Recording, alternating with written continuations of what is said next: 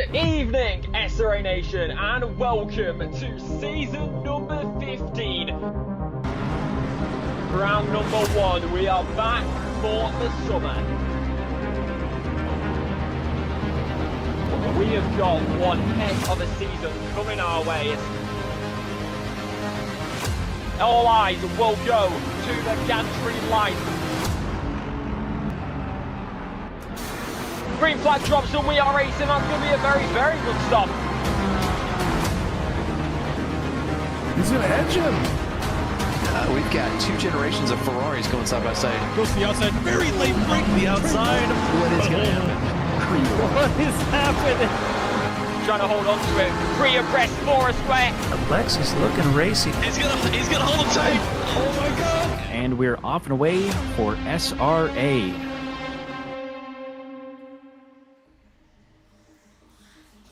Hello, welcome once again to Division 4, SRA Division 4. I am once again joined by Trey Morgan, the American one. Hello. And this week we are going to be racing at a wet Suzuka. Very excited. It's going to be a lot of fun, a lot more tedious than most of our previous races has been, and there could be some chaos in mixing up the driver's order, as certain drivers might be more comfortable in the wet, but it's going to be a good race no matter who comes out on top. Absolutely. It's definitely also going to be chaotic. We've seen the chaos yesterday throughout all the divisions. So, yeah, very excited. Very excited to see this. So, going over... Oh, sorry.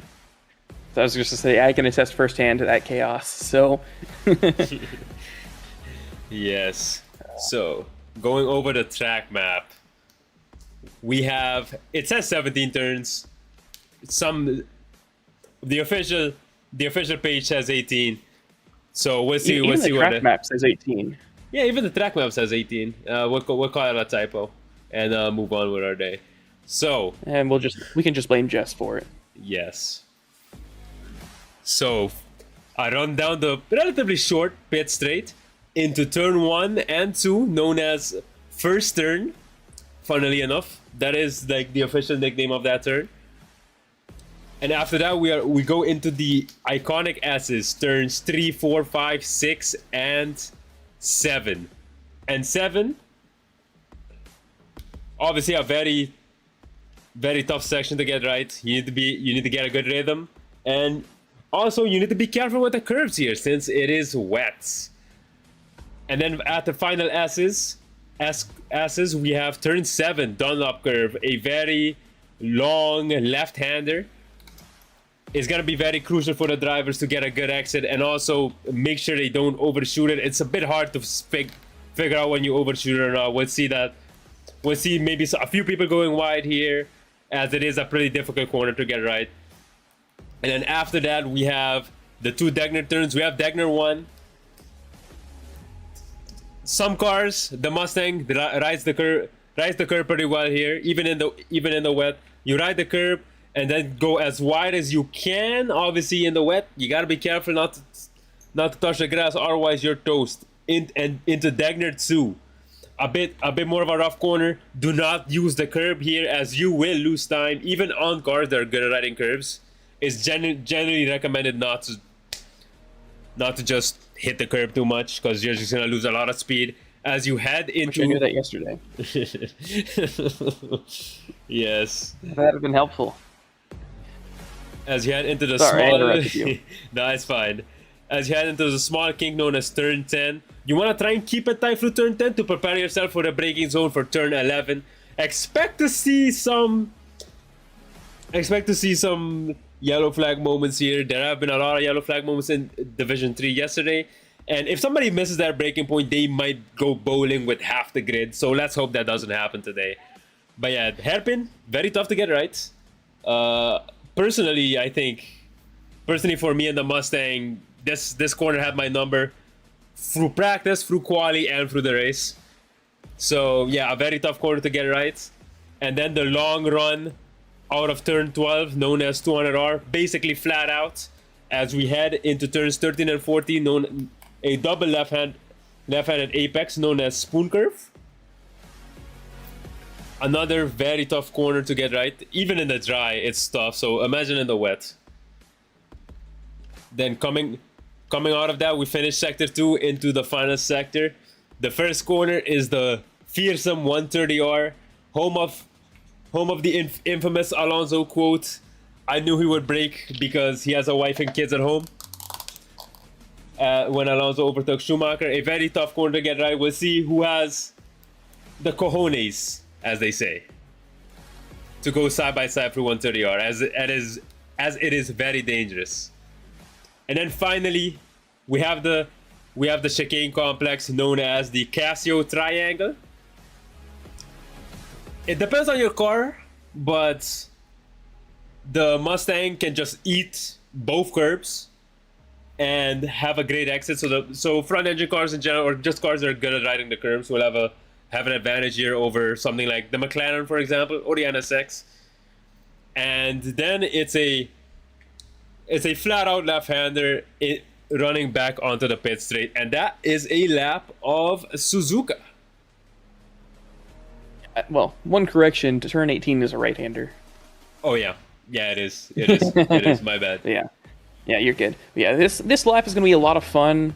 There's not too many places that is easy to set up an overtake, but there are a couple corners that if you don't set up correctly, can lead to possible overtakes. Turn 1 and 2 aren't really one of those places, but it's arguably the most important corner of the lap. Most turn 1s, or at least effective turn 1s, hard braking zones for tracks, you're going to be hard braking, and it's going to be an easy place to overtake if you're alongside. But here at Suzuka, you are continuously braking almost the entire time through turn 1 just because of how it's set up, and we'll show you that when we do an onboard lap. And then it's the same way for turns 13 and 14. You're not braking as hard as you would think you would. It's just a really interesting area. And then sector 1, really not a good easy place to overtake at all, but it's the most important sector of the track in my mind, just because, especially for qualifying, that's where you can make or break your entire lap, because if you mess up one corner, it messes up all the rest. Yes, absolutely true. They're gonna have to be on it, make sure they have the rhythm. But yeah, we'll see. Now, going over the driver standings, I'll let Trey take it away. Yeah, so here up the front, we have a very close battle between Mike Heisner and Mac Morgan. They are currently 9 points apart. So depending on who gets pole and fastest lap, if either of them win this race today, they will be leading the championship. In P3, we have Cesar Penkovic, who is probably the only person other than our top two who have a good chance at the championship.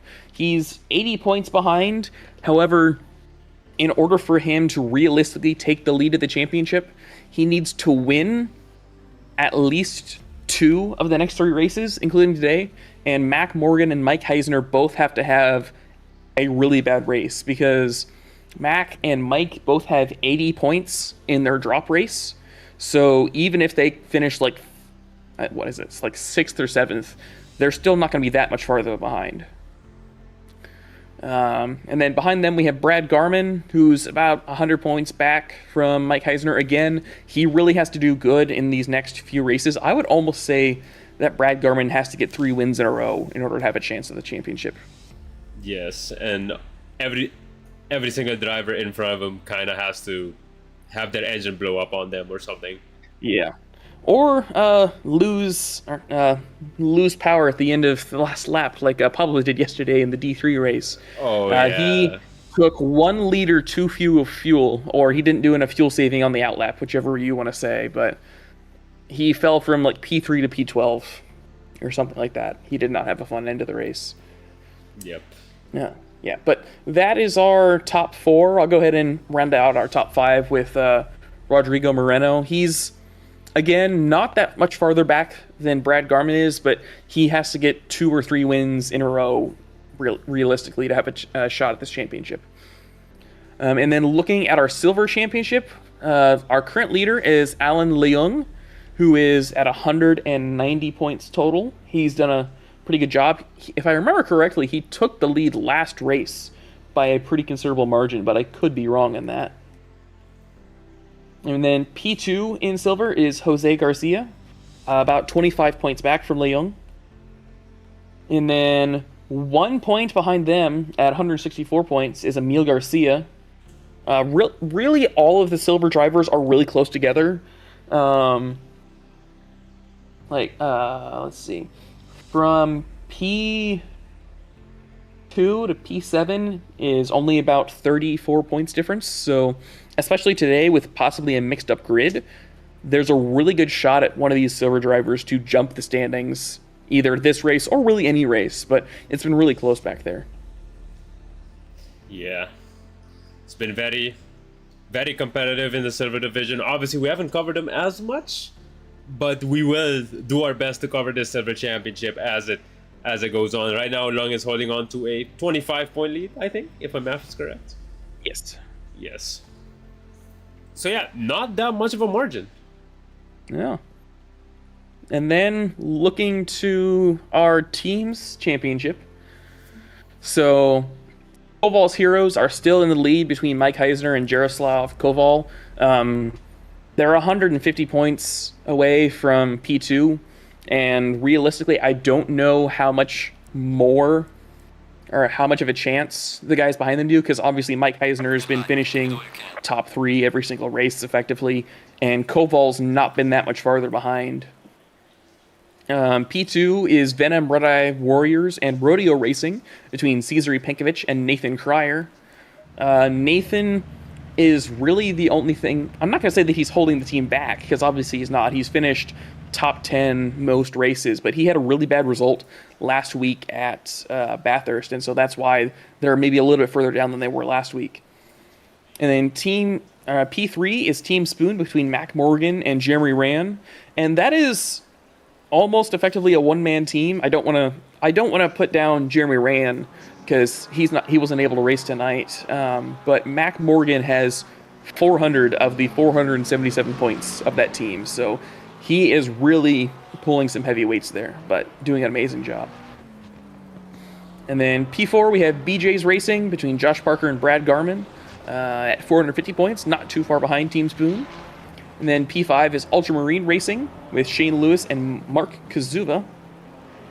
And a couple guys who maybe we wouldn't expect to be as good this race that I expect to be really good today are Devine Galindo, Shane Lewis, and Brad Garman. Brad Garman is in the Lexus, and the Lexus is really good in the wet, so that's why I expect him to do good today. Shane Lewis and Devine Galindo are both really high up on the practice leaderboards so far. But with this being a wet race and there being different conditions between all the practice sessions, it's really hard to tell who's actually fast and who just got really good conditions. Yes, I know there is a D2 driver that was on top of the standings for basically the whole week. I think he finished on top, Riley Greer. Yes, I love me some Riley. Yeah, and I think he just had like the best conditions, the only one on the server that found like some really dry conditions, and I was able to take advantage of that. But yeah, I think he set that in like a completely dry session, but I could be wrong. Oh, okay, interesting. Good to know. But yeah, so that is our overall team standings and driver standings, and right now I think our drivers are out on track. Yes. Let me transition here. So right now we have Dario Ferrer, our first person about to cross the line and start his lap for the silver drivers. A few yellow flags flying out, but we know those are fake. Yep. Oh, Stephen Lobster in the chat is asking for any pit serving punishments. I'm guessing just penalties and stuff. Yeah, so if you give me a second, I will pull that up. There are 2 qualifying bans. I just don't remember who it is. So give me 1 second. Yes. And looking at the track conditions, we have what seems to be a very consistent qualifying session. It's going to be no changes in terms of track condition, just, you know, constant rain, same amount of rain. So that's good. Yeah. Yeah, our gold drivers might get a slightly drier track just because we'll have drivers driving on it before they get there, but it won't be like D3 yesterday where gold drivers get almost a dry track. Like, at the end of gold qualifying, if I remember correctly, it was at damp instead of wet. Yeah. But as for penalties, we have two people serving penalties today. Stefan Pellerin, car 164, and that's not Emil Garcia, because Emil Garcia is in D2. So give me a second. No, there's Emil Garcia in the pits No, right there's now. Emil Garcia. Yeah. Am I thinking of Omar Garcia? I might be. Anyway, E. Garcia, car 253, is serving a qualifying ban. Yes. So got two drivers serving quali bans today. Not the death sentence that we might think it is if we were in F1, just because we've seen drivers go from really far back in the grid to really high up in the grid, and especially today with it being so wet, it is easily going to be a test of endurance more than just pure speed. Yes.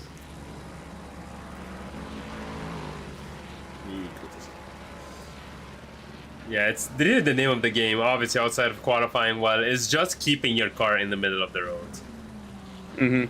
Yeah. And obviously calculating your fuel. Yeah. I know that in the NSX I was at around 100 liters and I was clear by, I think, 1 or 2 laps. So hopefully our drivers don't try and push it too far. Meanwhile, Ferrer came across the line but did not set a valid lap. So I don't think he was able to finish his lap, but Jose Garcia is on a valid lap. Yeah, so the first to cross the line with a valid lap is going to be Jose Garcia. What is the time going to look like? A 2:12.9. Chris Mack crossed the line a little bit before with a 2:14.52. So yeah, Jose Garcia right now, our provisional pole sitter, but everybody hasn't finished their lap right now. Cletus Spuckler is about to pass by 130R right now. Yeah, so I really don't know if these are good times or bad times.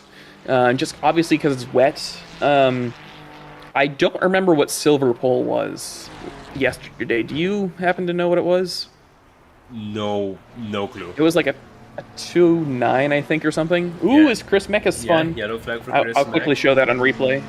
Yes, and Buckley goes fastest by 2.4 seconds. Wow. Absolutely flying right now. Spuckler goes second fastest, 1.6 seconds behind him. Yeah, so I think the fastest lap that we'll probably see today will probably be like mid 2.9s, depending on how much our driving conditions change. I think Spuckley is probably about on the edge of how good you can do in this first session. Of course, he does have 2 more laps, plus the one he's currently on, to prove us wrong. But yes. I'm not sure how much more our drivers can improve. Yeah. At least our silver drivers.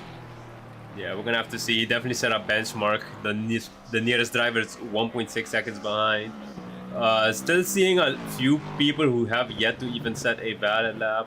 Right now, Giovinazzi is about to cross the line. He's going to set his first lap time of the day, and it looks pretty competitive. It is going to be P2. Yeah, very nice. With a 2:11.27. So he's set himself up nicely for a provisional P2 in the silver division.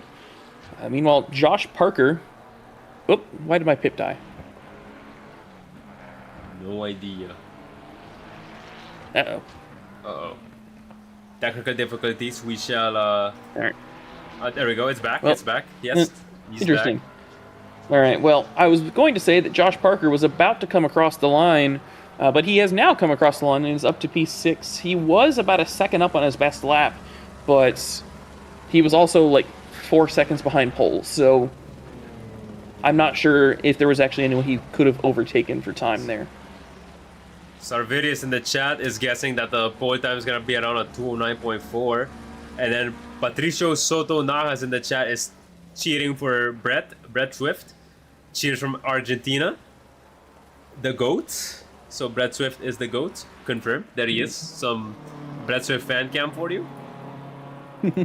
Say we'll see him a little bit more in a minute once he gets out on track for our gold qualifying. Yes.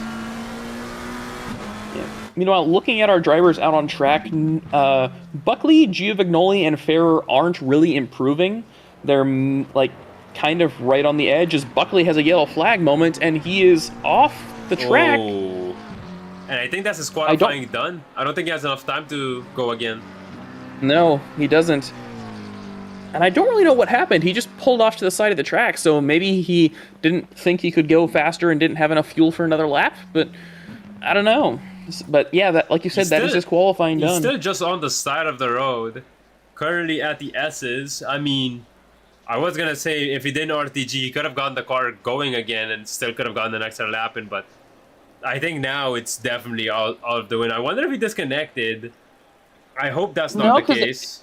It looked like a pretty controlled pull off to the side, as Beckstead also has a yellow flag moment. I will quickly figure out what happened there. Yes, as Garcia coming across the line. Very good improvement, 1.5 seconds up. That will be good for maybe P3 over Ferrer. And he jumps up to P3. It's always so weird to me because, like, I expect the finish line to be fairly close, like, to the final corner. And instead, it's like almost all the way down to turn 1. Yes, and Giovignoli just went second fastest, I believe. Well, he was second fastest, I thought. Yeah. Then somebody just changed it. Was it Hernandez who went P5? It might have been. I know that Hernandez was a little bit slower, and he got his laps. He started his laps a little bit later. There's a yellow flag for Leung, but I'm not sure what it is. But I'm going to follow Giovignoli here in the pip. He's currently 0.8 up on his best lap, and that would put him into silver pole. Well, let's see. Giovignoli's gonna have to wheel that car. Looking at other improvers, none of them as good as Giovignoli. Yeah, Josh Parker is improving from P10 by about a second, but it's kind of that'll still put him about 2 seconds away from pole. Dan Myers up by 0.6. Mech is up by about half a second.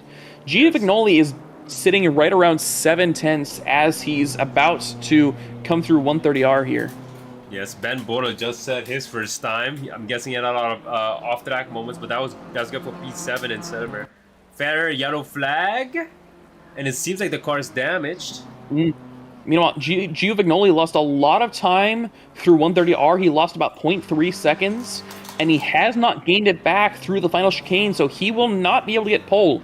He will improve his time to, I think, about a 2:10.9 yet. Exactly a 2:10.9. But he will not challenge for silver pole. That's a shame. Giovignoli, they had a really good improvement. Yeah. And now Jose Garcia is going to cross the line. That's not enough to take the crown away from Giovignoli, just to improve. He's going to improve his time, though, and it's going to be a 2:11.207. Josh Parker is coming across the line. He's improving by about 1.5 seconds. That could put him up to P7 or P8. And he jumps up to P7, so a really nice final lap there. And then our last big improver is Mech, who's about to come across the line with a 1.3 second improvement, which would put him up to P11, I think. Jumping up... Oh, no, P9. So he jumps Mark DC, Meyer, and Beckstead. So an amazing job there. Nice. And I think that is it for our silver qualifying. Yes, that is. Let me quickly look for... And the pip a bit lower to not hide the map. Let me quickly look for our fastest gold, or our first gold driver to cross the line. Number 211. That's going to be Shane Lewis with a working livery in the pip. Yeah, I think this is the same livery he used from last season, so if you didn't load it last season, that might be why it's a little bit weird. But we are going to go on board here just to watch it if you want to go on board for the main screen, just so we can show off this amazing track. And I'm going to go ahead and talk through this lap. So turn 1, like I said, it's not as hard a braking zone as you would think. You only go down to about gear 3, and then you further brake to gear 2 through turn 2. Little bit of an oversteer moment there, and then you come through the S's, which are very hard to get consistently right. And even in the wet, you need to tap the curbs just a little bit. You won't lose too much traction as long as you don't stamp on the power. Yeah, and he's keeping it nice and tight. Yeah, you need to go a lot slower through turn 6 than you might think, because you're coming out into another left-hander, so you really need to keep tight. Yes. He's did a really nice job there, keeping it flat to the ground all the way up to turn 8 for the first Degner. And the second one, he's clambering over the curbs just a little bit, but maybe just a kiss for Degner 2, though, so a really nice job there. And now coming up to the all-important hairpin. Going very wide there. Yeah, he washed a little bit wide. That's not a lap killer, though. He's still on pretty good pace, I think. And then we got the flat right-hander leading up to turns... I forget if it's 12, 13, or 13, 14. 13, 14, spoon curve.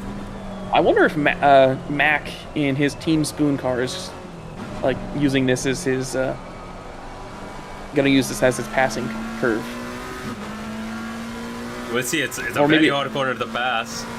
That it is. But we saw it a couple times last week, or last night in D3. Now, Shane Lewis coming up to 130R, a very tough corner in the dry. It's even harder in the wet because you can't take it anywhere as fast as you think you can, but Shane Lewis does an amazing job there. Just kiss the curb at the exit, and then through the chicane. Yeah, Casio triangle. Yeah, that did not does a very nice job. Yeah, he did a very nice job there at the end, through those chicanes. Maybe hitting the curbs a little too hard on the exit of the second part of the chicane, but he comes across the line with a provisional P6 with a time of 2:11.6. Mike Heisner immediately jumps him for a 2:11.5. Then Mac Morgan jumps both of them with a 2:10.6. So we have a battle for pole. Yeah, Mac already on his A game, wants to take the lead of this championship. Obviously, Heisner right in front of him. They're actually staring each other down, essentially. Heisner's looking at Mac in the mirrors.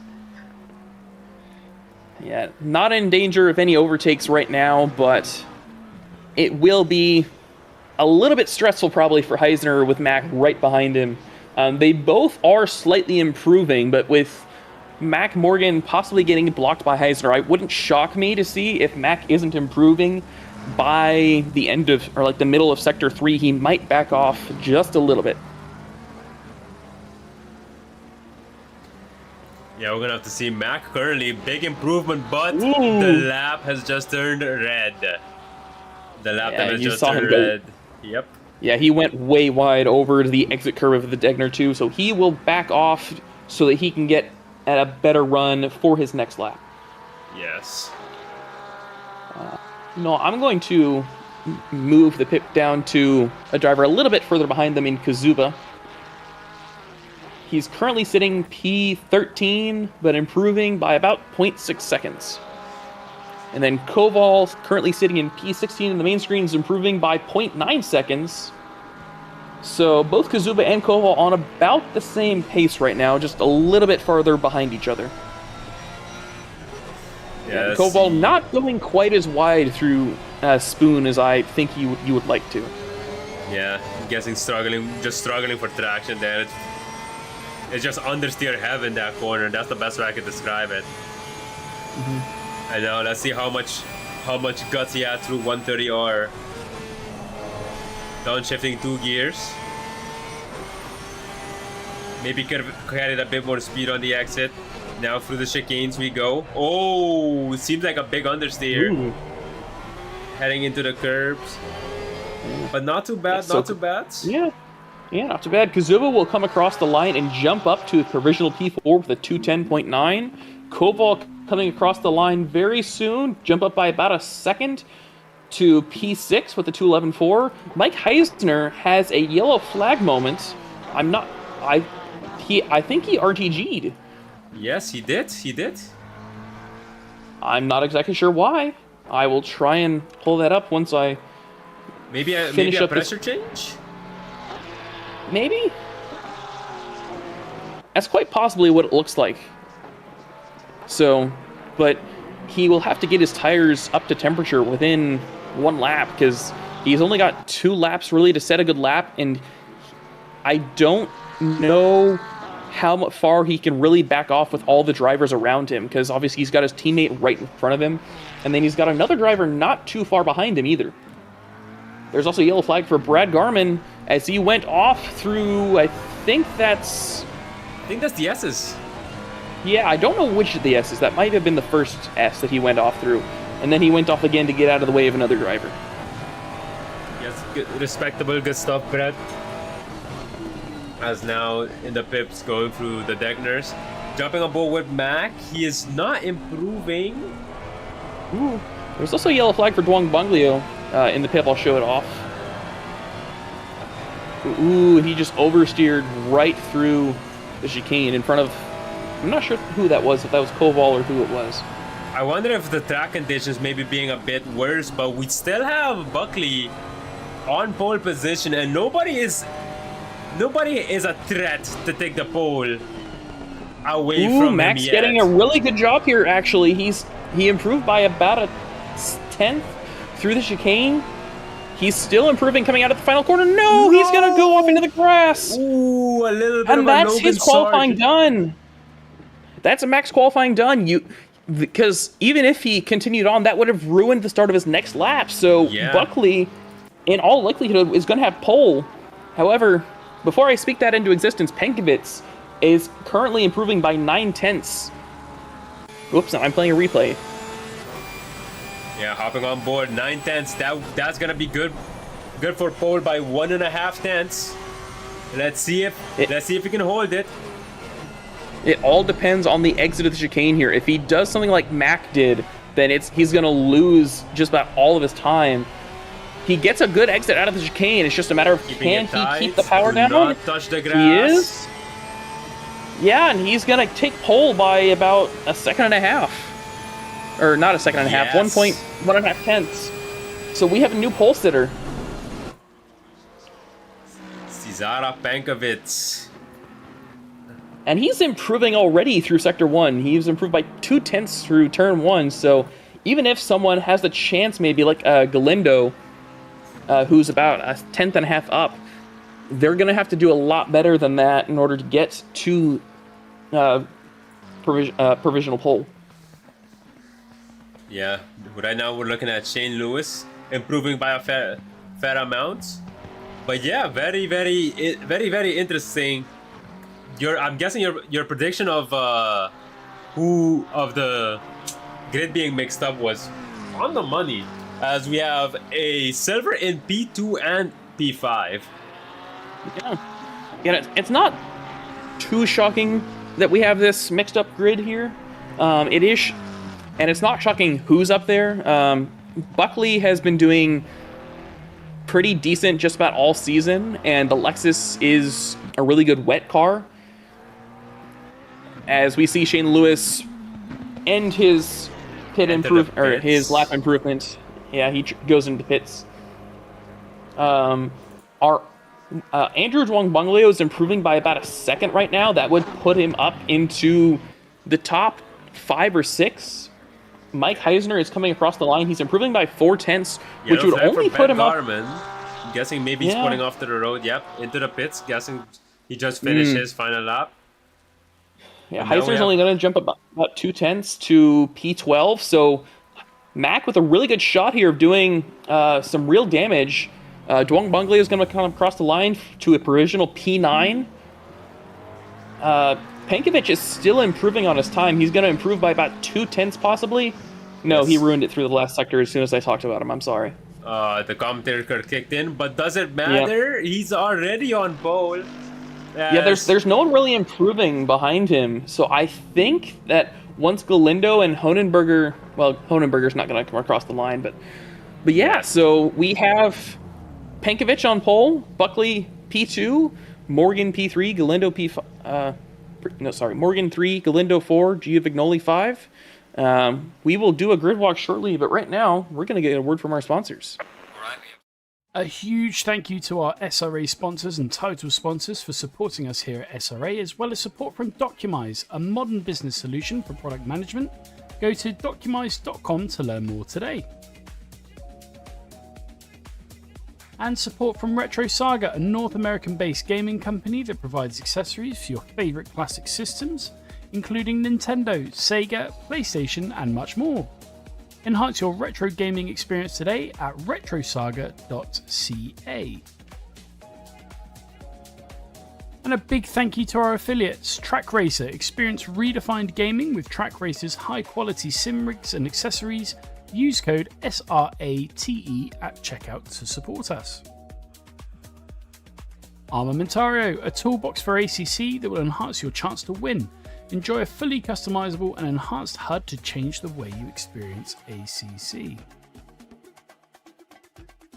AT3D Sim Shop. Upgrade your sim racing experience today with premium 3D printed accessories featuring precision crafted magnetic shifters, sleek cable management solutions, versatile stream deck mounts, and immersive dashboard displays. Their innovative designs enhance performance and style, elevate every lap with top-tier quality and craftsmanship at at3d.net. Go Setups, premium esports setups for everybody. Use our affiliate link on our Discord and take your drive to the next level. Castle and Cauldron, a home-based crafting business specializing in handmade Harry Potter, Fantastic Beasts, and Fairy World collectibles. Magic wands, potions, mini dioramas, wall decor, costumery, cosplay, and much more. Castle and Cauldron is where crafting meets the magical. Visit facebook.com/Castle Cauldron.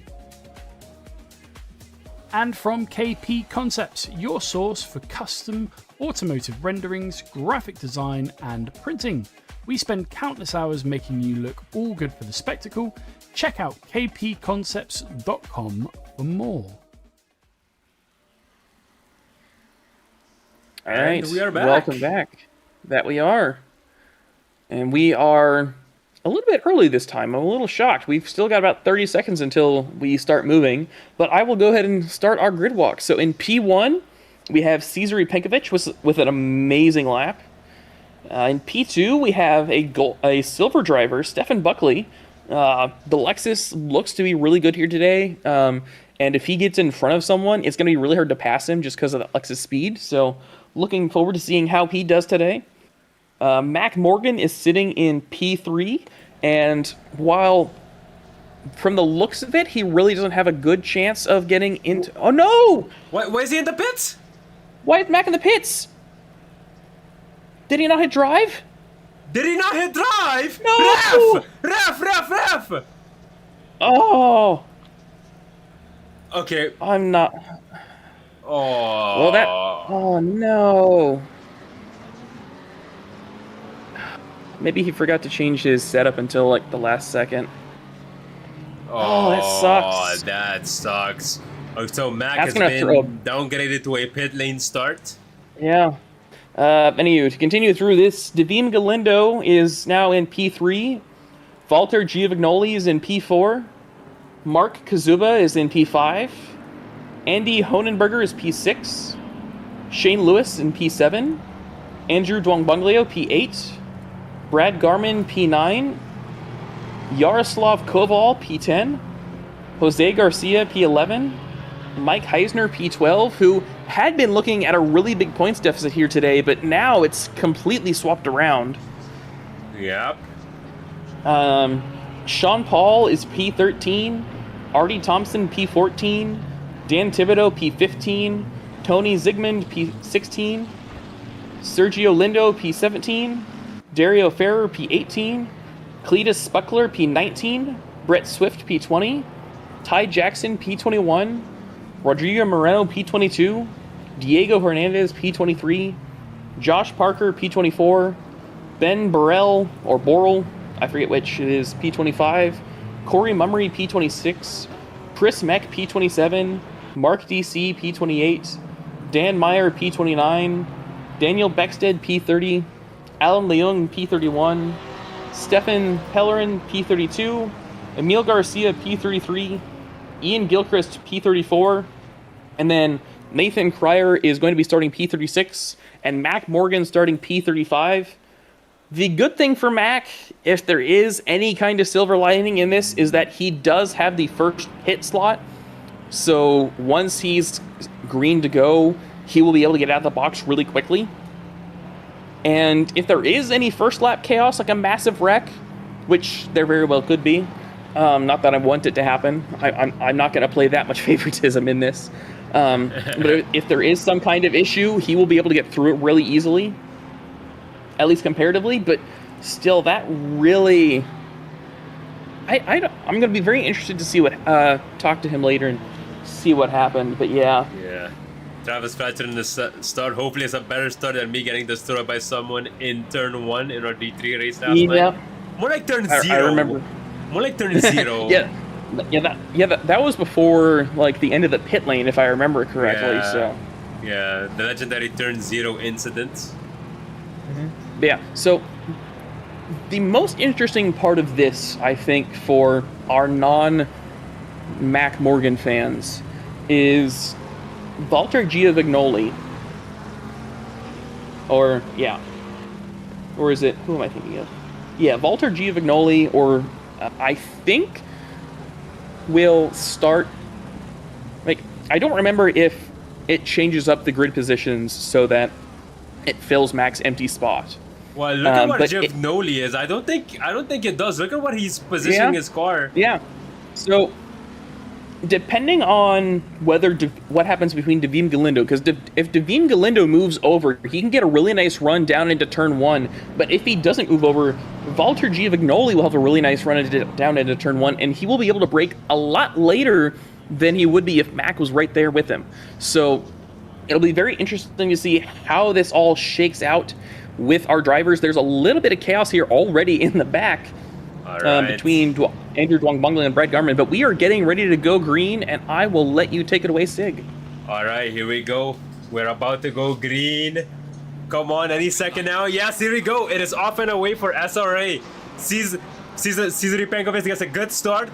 Is already blocking off the inside. Stephen Buckley is going to slide right behind him. And now there's some side-by-side action here between Giovignoli and Galindo. And there's a yellow flag somewhere. We're going to have to see. Oh, yeah, there's a big pile-up at the back. Yeah, no one really got sent to the Shadow Realm, I don't think. Ooh, and Galindo, very chaotic rough in the back. He's looking rough. There's a lot of side-by-side action through the S's. A very big battle for P3. Buckley, let me open up the gaps. There we go. Buckley and Penkovic have basically kind of ran away, as now there's already a train forming right behind Galindo. Buckley 0.9 seconds behind Penkovic. Penkovic's doing a good job so far. Oh, Dwongbongli went off. Dwongbongli went off on the outside of turn 7. He's going to lose 7 or 8 spots. Yeah, now here's Sigmund chasing down somebody. Sadly, we do not know. Nathan Cryer still in the pit lane. Interesting. Yeah, he was like all the way at the back. He joined. There's sucks. Drivers going off through the Degner. But yeah, Nathan Cryer didn't join on time, so that's why he's all the way there at the back of the pit lane. There were a few drivers that went off through the Degner, mainly Brett Swift, and I know there's a yellow flag for Moreno, but he's still going straight, so I'm not exactly sure what happened. Emil Garcia, most likely. Yeah, Emil Garcia went a little bit wide into the whatever it is, the whatchamacallit, you know? The spoon corner or the Degner corner? The hairpin. But yeah, it's just called the hairpin, don't worry. yeah, hairpin. Yeah, he's looking to make up those spots. Mac Morgan has already passed Stefan Pellerin, so he's already caught up. Somebody's going wide here. Is that Shane Lewis? I think that's Shane Lewis. And now Garmin looking down the inside. Ooh, tried it, but good idea not to. Already a train forming behind him. Yeah, I think the more interesting train, though, is just behind Garmin. Koval and Heisner, both teammates. Koval looking to possibly make a pass here into turn 1. Ooh, and Dom Bronkbio was side by side with Brett Swift, but had a little bit of an oversteer moment, so Brett Swift holds on to his P19. But yeah, looking up and down the grid, looking for as much balance as possible. Here we have the... It looks like Garmin, or usually it's the Garmin starting the train, but it seems like it's Lewis this time. No offense to Garmin, he's just, you know, a train conductor in a sense. Yeah, I mean, he's a car that likes straights going through a very twisty part of the track, so no shame to him. Yes. And Hohenberger also very close. Just, you know, looking up and down the grid, seeing what kind of battles we have. And now we have the Silver Farrer's way Surfer. off. Oh, and Dario Ferrer in the pip. I'm gonna pull that up here. Yeah, so he had a... And yeah, so almost oversteer killed moment. somebody. Yeah, I believe that was Stefan Pellerin. Thankfully, he managed to not kill anyone, and he is going straight, and he did not hit any big walls. So, as long as he's able to somewhat catch back up with everyone else, he should be okay.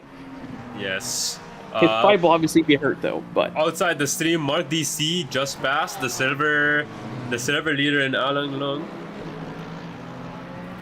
Eisner still chasing down Kova. Yeah, we went from immediate chaos to a whole bunch of almost 1 second gaps already. There's a massive train between P12 all the way down to P26, but they're all sitting like just at that second mark. This track is really not an easy one for passing. And so it'll be interesting to see how far Mac Morgan can get back up the grid as he looks to the inside of Ian Gilchrist. Oh no! An oversteer moment right in front of Mac. Oh no! Chaos. Oh no! There's more chaos. Oh. Yeah, so that'll be a little bit of damage there for Mac Morgan. He doesn't fall that much compared to where he was with all the other drivers ahead of him having issues, but his bad day has gotten even worse so far. Looking up to the front, Stefan Buckley, I think it's Stefan, anyway, yes. Buckley is catching up to Penkovic. I think Penkovic just had a really bad last lap, at least comparatively. Yes, around half a second slower. Yeah. Yeah. And Buckley set the fastest lap of the race with a 2:11 flat during the last lap, so he might be able to catch up and start some battles here. A little bit further back, Brett Swift just got past Sergio Lindo. I will quickly try and find that replay. Yeah, and now we have Tony Zickman chasing down R.D. Thompson as there's a car that just went off right in front of them. Ooh. It was a white McLaren. Oh, Thompson goes wide. He's going to lose 3 positions. Oh, no, there's some door banging there. He's going to do some sliding here. Oh, he tried to slam the door on Josh Parker, and Josh Parker said no, thank you. I'm going to quickly pull that up here. Yeah, and here we have a two-way battle between Kazuba, Hohenberger, and Lewis as well. Yeah. Yeah, I don't know if it was able to be seen in the replay there, but yeah, Josh Parker was squeezed to the inside of that corner, had nowhere to go, and just absolutely shoved him out of his way. I'm not saying that like Josh Parker did that maliciously. It's just that he didn't have anything else he could do at that point. Meanwhile, Honenberger looking up the inside of Kazuba. Kazuba not having a good exit of Spoons, and now he has a really good shot here into... Is he gonna go to the inside of 130R? We are going... Oh yeah, wait. In the pip, we have it. We have the interior cam. This is gonna be very, very interesting. Who's gonna back out? They're not backing out. Going too wide. That McLaren. Yeah, still keeping the Honenberger did position. back out. Yeah, I don't know if that'd really be gaining a gaining an advantage by going off track, but it does kind of look like it. But for the moment, Honenberger does. Ooh, sorry, R.D. Thompson went wide again and spun. I'm gonna replay this in the pip. Oh, going through 130R, spinning right in front of Brett Swift. And overcorrecting, but no damage to the car, it seems. Yeah, much better. Also, Josh Parker just got past Dan Thibodeau through turn 1 and then goes deep, and he loses it. Ooh. Oh, he's still going straight. He didn't lose it, but he did lose the position he just fought for. Yeah. In other news, Buckley has gotten the gap down to 0.5 seconds on Penkovic, but that's from sector 1. Another car's off. Is that RD again? No. No, this is C-Mech. So he went wide turn 1, tried to turn in on the paint, on the green paint to turn 2, overcorrected to an oversteer moment. Thankfully, no big issues, as Leung also has a moment. I'm not sure what happened to him, but he is off. I will quickly replay that. So Leung on the inside. As Hohenberger has gotten past Shane Lewis. So yeah, Leung just having an oversteer moment, and again, overcorrecting. So we're really seeing a lot of these oversteer moments, and that's why I really think that today is going to be more of a race of attrition. Ty Jackson and Moreno had a yellow flag moment coming through the hairpin. Yeah, I don't know if they had a little bit of contact. They were going side by side through it, which is really shocking, but amazing job there. In the main screen, Josh Parker. Josh Parker now around the outside of 130R. He's gaining, he's more than gaining in that very quick Alexis. Was that a little bit of a squeeze? He's got No, he's got it. And he got that position around the outside of 130R. Great move. Yeah, Dan Thibodeau backed out there.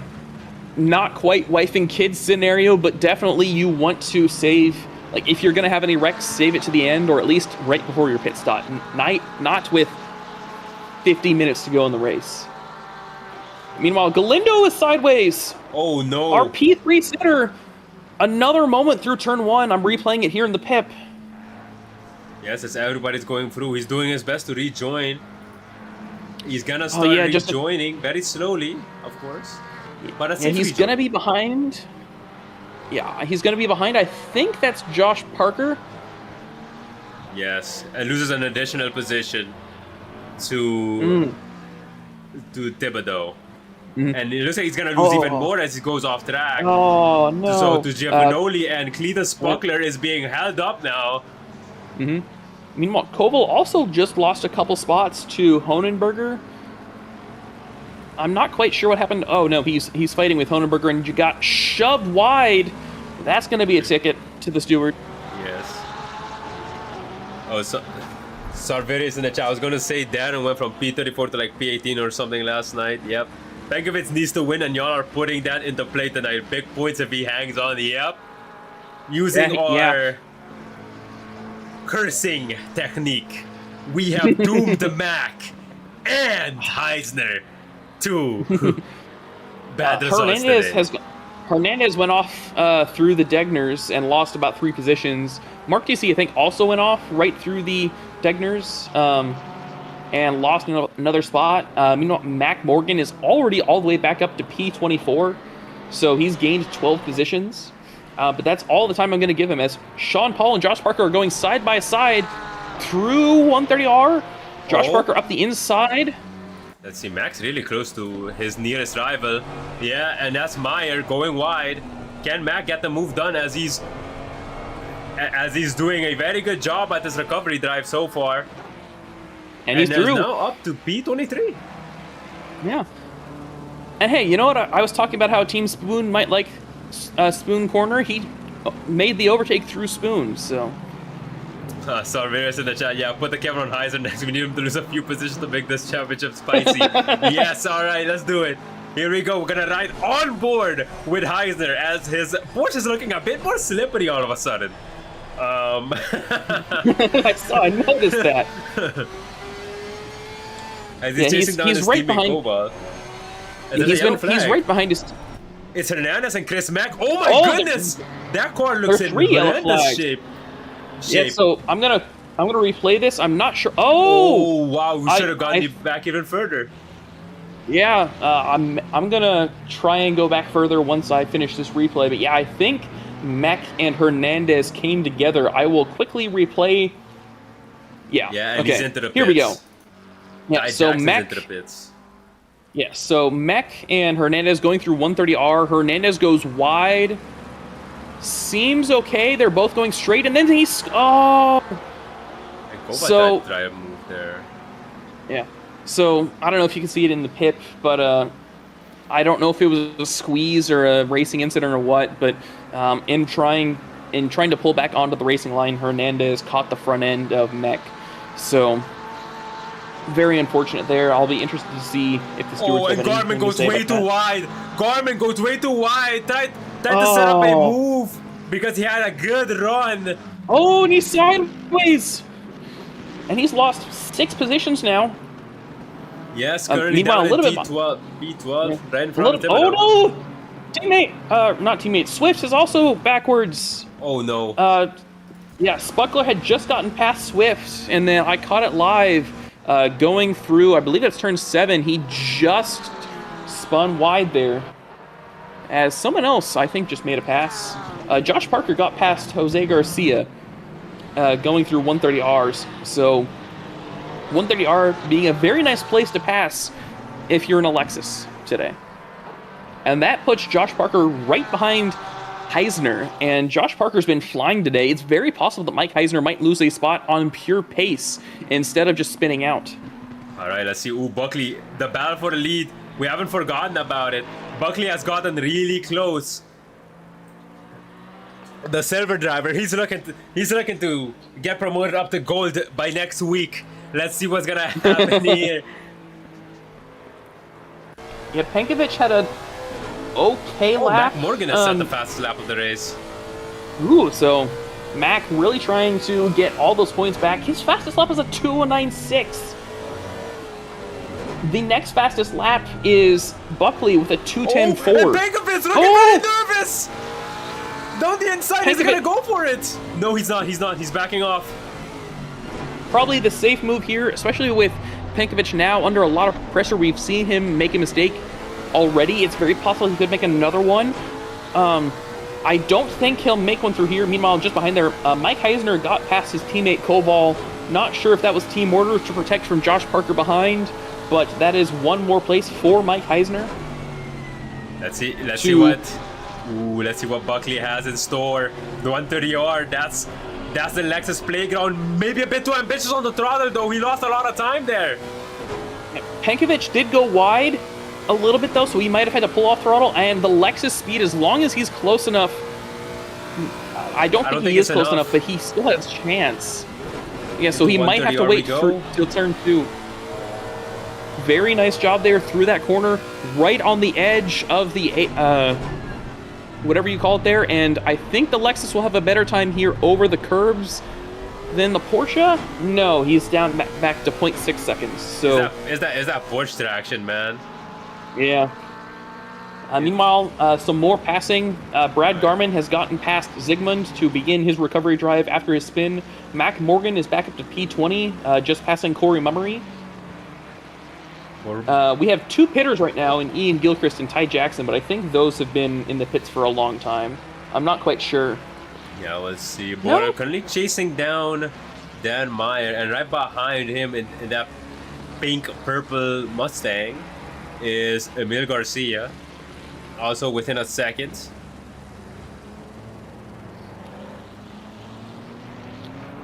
Looking up and down the grid, there's Malia's back in the chat, the Kazuba fan. Here's some Kazuba fan service as he's currently 1.4 seconds behind Shane Lewis. I think he's been slowly gaining. Yeah, he's been doing pretty good. Meanwhile, back up front, Buckley. Oh, Buckley! Penkovic had a wide moment there through the second Degner, and I think Buckley had to back off so that he wouldn't get taken out as Penkovic tried to recover. They both go a little bit, I'm not going to say deep, but they were a little too shallow. There's a yellow flag and an instant RTG. It's a yellow flag for Lindo. I think that, I don't know. I think that was for Ian Gilchrist. I think he spun through turn 2, but I'm not gonna show it. Oh no, that was, who is that? Sergio Lindo did have a little bit of a moment touching the wall, but getting back on track very easily, thankfully. As there's a yellow flag for Chris Mack as he's playing in the gravel. Oh no, not again. And yeah, here's Daniel Beckstead chasing down Emil Garcia. As Dario Ferrer, there's a yellow flag on him. Yeah. I'm going to keep covering this front battle just for a little bit longer. Oh, Penkovic goes deep into the chicane. Oh, and Buckley's gonna get the lead. Take the lead of the race. As Penkovic goes into the pits. very early pit stop. I mean, I pitted at 45 minutes, and I was semi-okay, but I was also in the Honda, so I still spun anyways. Yeah, so we'll have to see how that... side action here into the chicane. Brad Garman just got past Zygmunt, or defended his position against Zygmunt. Can't really tell, but now Zygmunt, he has a pretty good run, it seems.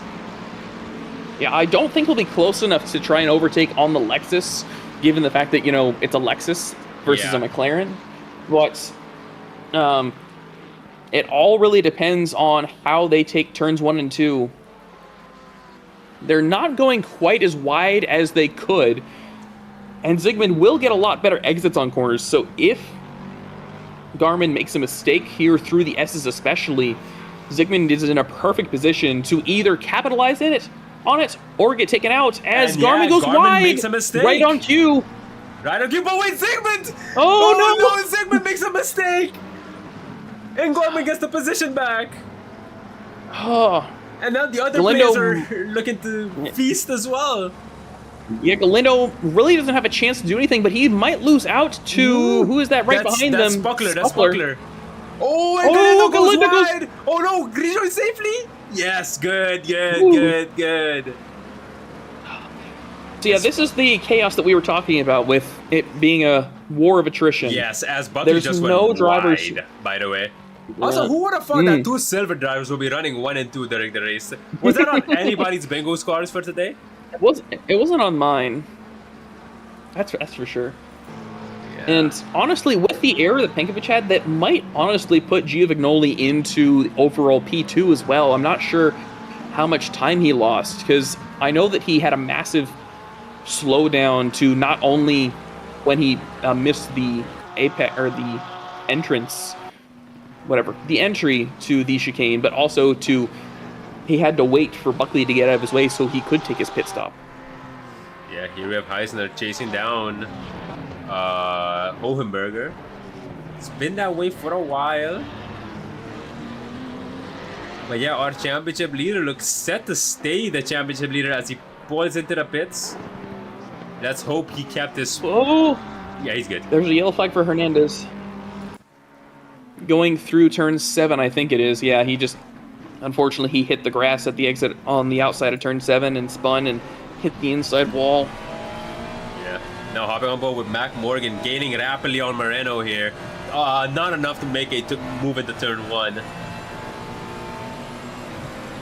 He is close enough to put pressure on him, though. Yes. And he's doing really good on the brakes. Yeah. I don't think he'll be close enough to really do anything until maybe 130R again, unless he tries something into Spoon.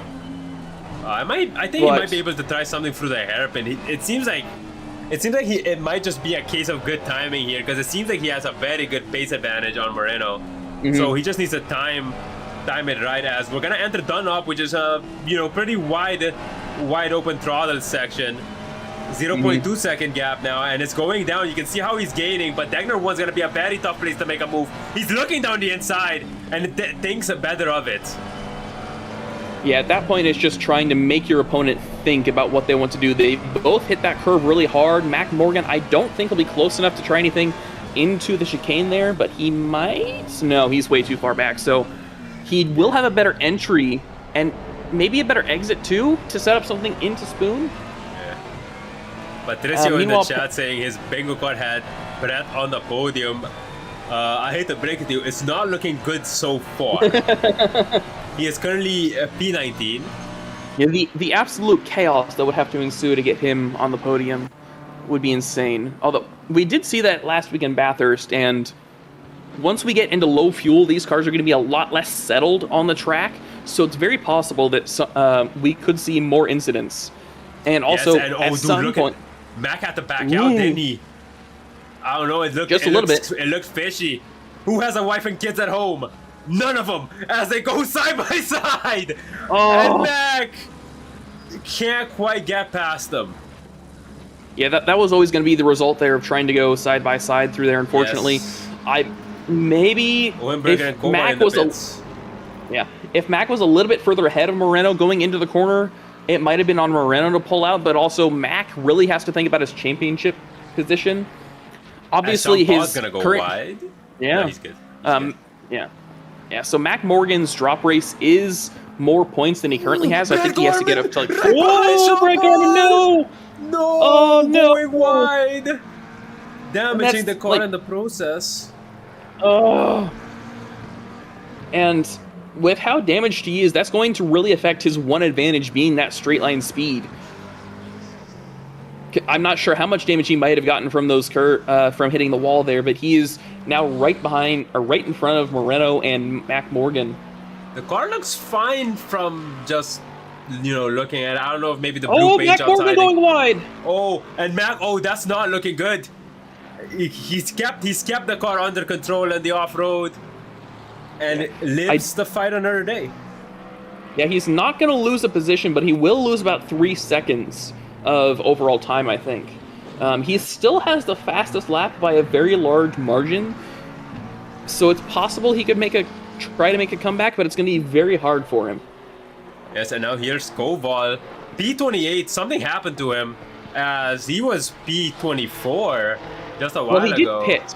Oh, he pitted? Oh, okay. Yeah, and I know that Pankovic dropped almost all the way to the back of the grid. Yes, and when he Sigmund pit. has a stop go 30. Oh, so that's him probably speeding into the pit lane. Yes. Meanwhile, a little bit further back, and for P19, Emilio Garcia and Beckstead they were neck and neck for a little bit, but they're not anymore.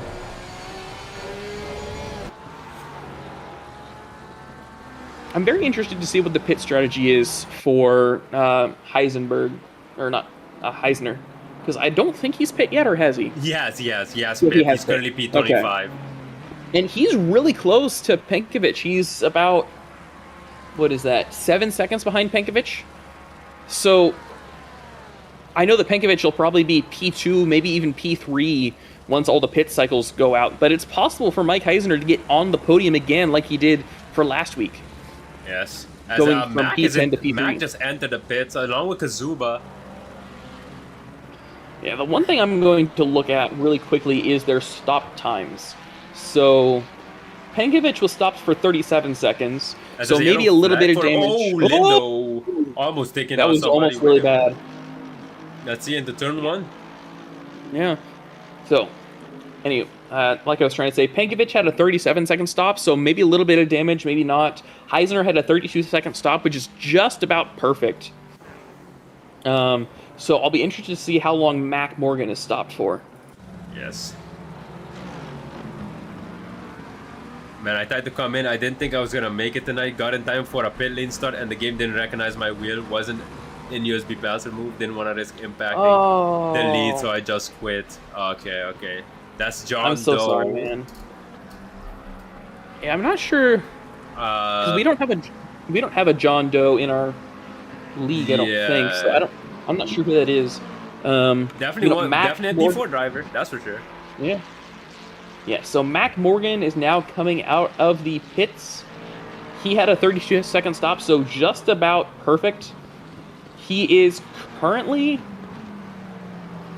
about 20 seconds Cryer. behind Okay. Heisner. Okay.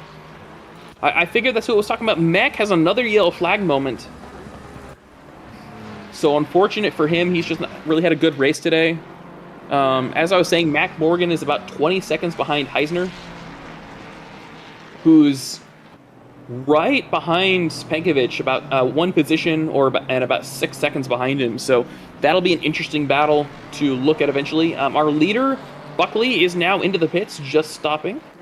Yes, and now we have And in the main... chasing down Garcia. Yeah, I don't think Beckstead's really going to have any good areas to overtake Garcia unless Garcia makes a mistake, though. Because that Ferrari just absolutely books it down straights. Yeah, currently chasing down, trying the best he can, but yeah, Mustang power, Mustang supremacy. Not biased. Not at all. Meanwhile, Koval has gotten past Honenberger. Oh, somebody in the chat's for asking how long P24? Koval's pit stop was. Give me just a second, I will tell you. Koval's pit stop was 34 seconds, so he could have repaired a half second of damage, but I think that's just about as perfect of a stop as you can get. I know that 32 seconds is like perfect, but yeah, so he did not have a bad stop. Yes. We have Buckley currently chasing down RD for and 18. And obviously he's leading in terms of the drivers who have pitted, as you can see. Yeah, he's leading Penkovic by about 8 seconds. So I really think that Giovignoli is our effective P2 right now. So we might see not quite a full silver podium, but really close. Dude, the scenes of a full silver podium. Oh my god. That would be insane. And it's not out of the question. Josh Parker has been flying today. It's just I don't know if he has the pace to really get all the way up there. Let's see his best laps. You know, it doesn't really stand out in a sense, in a way. Yeah. Sorry. Meanwhile, Andrew Dwangbanglio getting past. I believe that's Sean Paul. Well, he did get past him, but then he had an oversteer moment. So Sean Paul just got back past him. But this here in the chat saying, since I said it doesn't look promising on the bingo card, Brett Swift has gained 8 positions, and there's a yellow flag. It's Pellerin. Pellerin's looking. No! There's someone else. No! No! It's Heiser Kazuba that just got taken out by Pellerin. Oh no! Oh my god, the chaos in this race. You definitely wanna tune in. If you haven't already, please sub. You wanna be here in 2 weeks' time when we break out the updated standings. You know, Mac Morgan is also in the pits. What? What do you mean? What happened? I'm gonna have to see if I can find this. No, he's been in the pits for like a minute. Oh, so that's thrown this championship way out. This championship is okay. Wow. Okay. Yeah, Brett Swift might end up on the podium. Look at him, P10. Look at Brett Swift go, man. Okay, so Mac Morgan is effectively done. He's RTG'd. He was already like 20th. He had a chance to get back up front, but not anymore. Mike Heisner is not going past the pits again. I'm going to quickly go to TV1. He has so much damage. Yeah. Like I don't know if we'll be able to see it from the back here, but he's got to have at least like 20 seconds of damage from that hit. So there's almost no way he's going to get back up into the top 10. I'm not going to say it's impossible, because impossible happens, but it's very possible. I'm going to say it's more than likely that Mike Heisner finishes maybe, let's see, I think he'll finish maybe top 10, but that's pushing it. Yeah, he could probably get to top 10. Max is still chasing on Garcia. Maybe he should think about undercutting Garcia with how long he's been looking at those Mustang taillights. Yeah, sorry. Last thing. So this is effectively Mac and Mike Heisner's drop races. Yes. So that, assuming that Penkovic wins, which we don't know yet, but assuming he wins, he will get 40 points compared to Mac and Mike Heisner. That'll put Mac 15 points behind Mike, and that'll put Penkovic 40 points behind Mike. So we have an actual championship battle now with that absolute travesty of a moment there. Yes, Dan Meyer. But that all depends on how it finishes. And the car in front, and the BMW in front of him going wide too. I wonder who that is. It's either RD Thompson or Ben Bora. Yeah. Meanwhile, Mike Heisner just got passed by Davine Galindo, so Mike is really hurting there. So he's really only fighting. He's really only continuing right now to make sure that his drop points. He still has like some drop points, because right now this will effectively turn into a P4 finish for him in the championship as Dan Meyer goes wide. Now, Mac Morgan is also continuing to race. The one plus that Mac has is that he has fastest lap, so he will get an extra point compared to that, so he'll only be 14 points behind, or 13 points behind, instead of the full whatever. To Noah McComber, Ty Jackson was racing. he was toward the back of the field, I think, if I remember correctly. Yeah, I'm And- guessing he DNF'd basically. Yeah, he had some issues. The initial incident and the opening 3 laps that included Mac Morgan trying to overtake someone, I don't remember who. So that he got collected in that, and he might have DNF'd off of that. Yeah, what? Wow, what a race, man. What That a... is throwing our championship into overdrive here. Yeah, we should expect the rest, basically the 11 guys to pit soon. Maybe with the exception of Don Bunglio. Wait, he pitted? Don Bunglio pitted early. When's the last time that has happened? What? Look Who at are this. you and what have you done? I do not recognize this man. He is an imposter. Yes, this is Drew. This is Drew Don Bunglio, not Andrew Don Bunglio. So I'm going to quickly. I don't know what happened to Mac. I'm going to quickly jump over to his stream and see if I can figure out what happened to him, because I think it might have just been a spin. So give me a second. I will All right. try and figure that out. In the meantime, we have Zygmunt chasing down Alan Lung for P27. Race is happening all around the grid. Oh, and a beautiful switchback move, and he gets it to go in the S's. Tony Zygmunt setting up that switchback and getting it to go. Great overtake by Zygmunt. And now looking elsewhere around the grid, we have more people pitting. Looking at our former P2, currently, when you look at the cars that have pitted, he is currently an effective P4, assuming all the cars in front of him,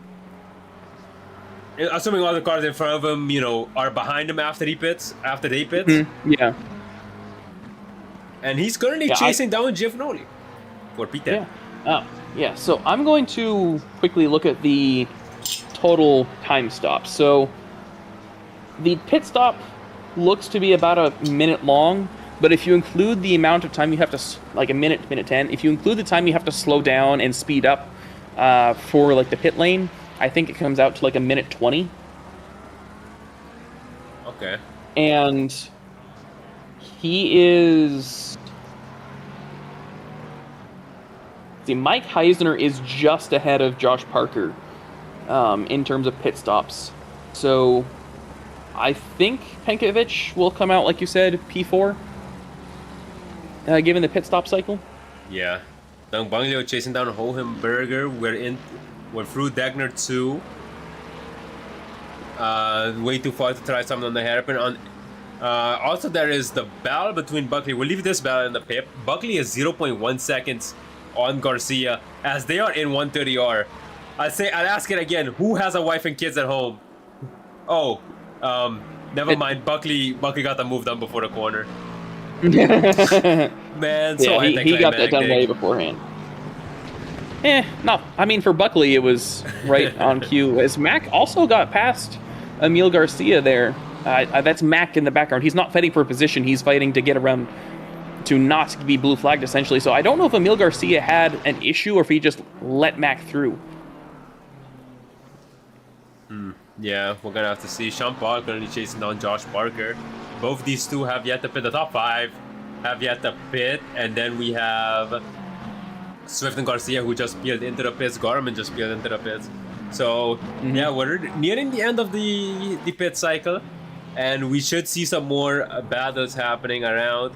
At the moment, there's a big train led by Spuckler, with Hohenberger, Dong Bonglio, and Thibodeau behind. And behind them, Jose Garcia is leading his own 3-man train of Moreno and Galindo right behind. And the yellow flag is Dong Bonglio. Oh, wow! Yo! Oh, he got so close to saving that, and then it just went donut mode. I see the rejoin, no damage on the car, and is that Heisner? That's Heisner. Yeah, that's Heisner right behind him. So, as Giovanoli has gone past Ferrer, it seems. Yeah. Yes. So we have now 5 drivers left to pit. Yes. And here we once have- those drivers pit, I will... Ooh. Buckley on Borel?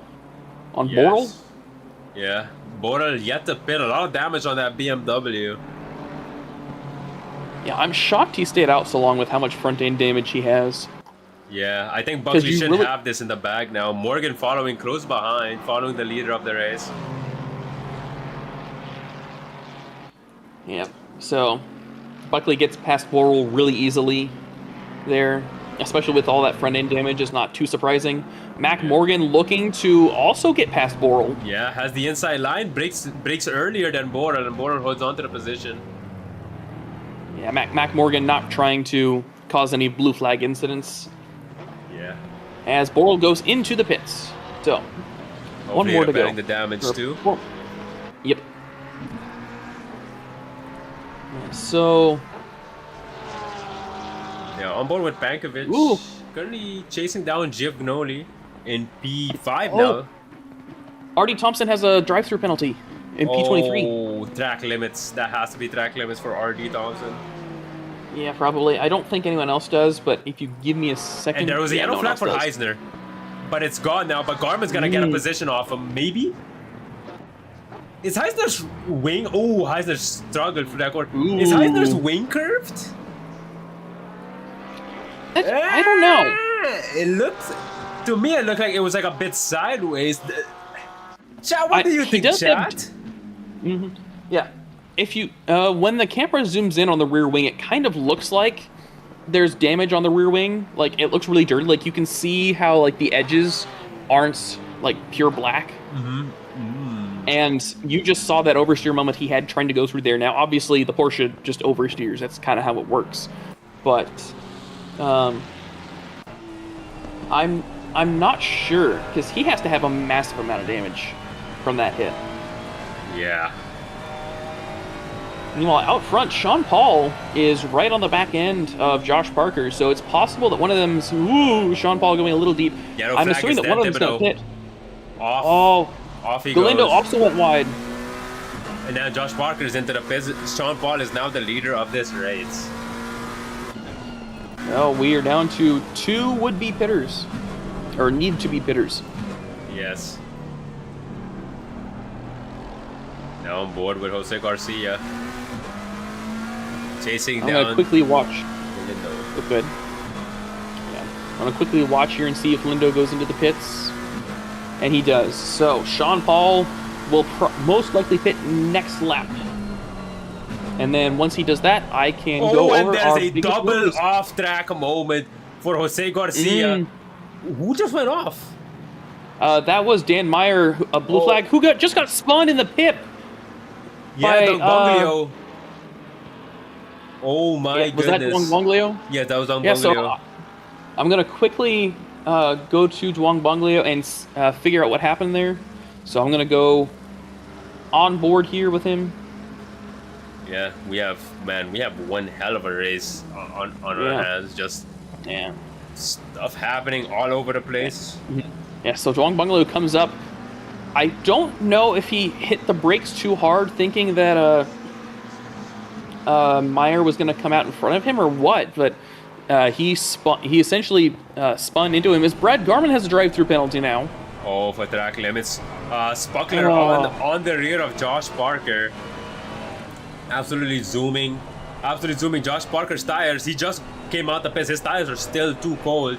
So Spuckler, it's now, it's essentially not now or never for him, but if you want to lose the least amount of time possible, you should probably pass him on this lap. Yeah.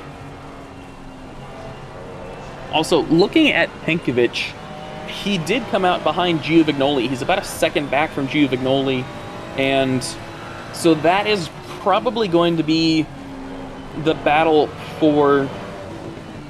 that's probably going to be the only battle really for our podium spot, because Buckley is 9 seconds ahead of Giovinazzi, and we already saw how that battle was going between Buckley and Penkovic, and I don't know how...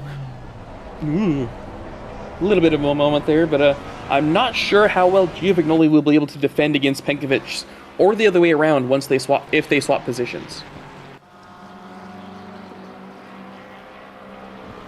Sean Paul is still comfortably leading this race. Is he thinking about a pit lane stop? Guess not, because he's going for the S's right now. Yeah. Meanwhile, I would like to highlight Mac a little bit more just because he set another fastest lap of a 2:09.3. Wow. So, I think that if Mac hadn't had any issues with the pit lane start and whatnot, he would have. I'm not going to say he would have won this race because he could have spun for the lead for sure. Yeah. Yeah. So, by the way, I did get some info on what happened to him. So, from the D4 chat, he tried to change one of his settings while on the start grid. But he didn't realize that after you hit drive, even if you go into the settings, even after you hit drive, it sends you back to the pit lane. Oh, okay. So either way, it really sucks. It does. It So, does. Yeah, but we are going to watch as Brett Swift tries to overtake Heisner, and he's got a really big straight line speed. That's amazing. That's for P15. So yeah, Heisner really has to have a massive amount of damage there. I know that, like, the Porsche top speed isn't that good to begin with, but either way, really bad. As Emil Garcia has a yellow flag moment, I'm going to quickly replay what happened. I think just a moment through 130R here, but I'm not sure. Yeah, and Spuckler has gotten past Josh Parker. He was chasing down Parker for a while, and he has gotten the move done.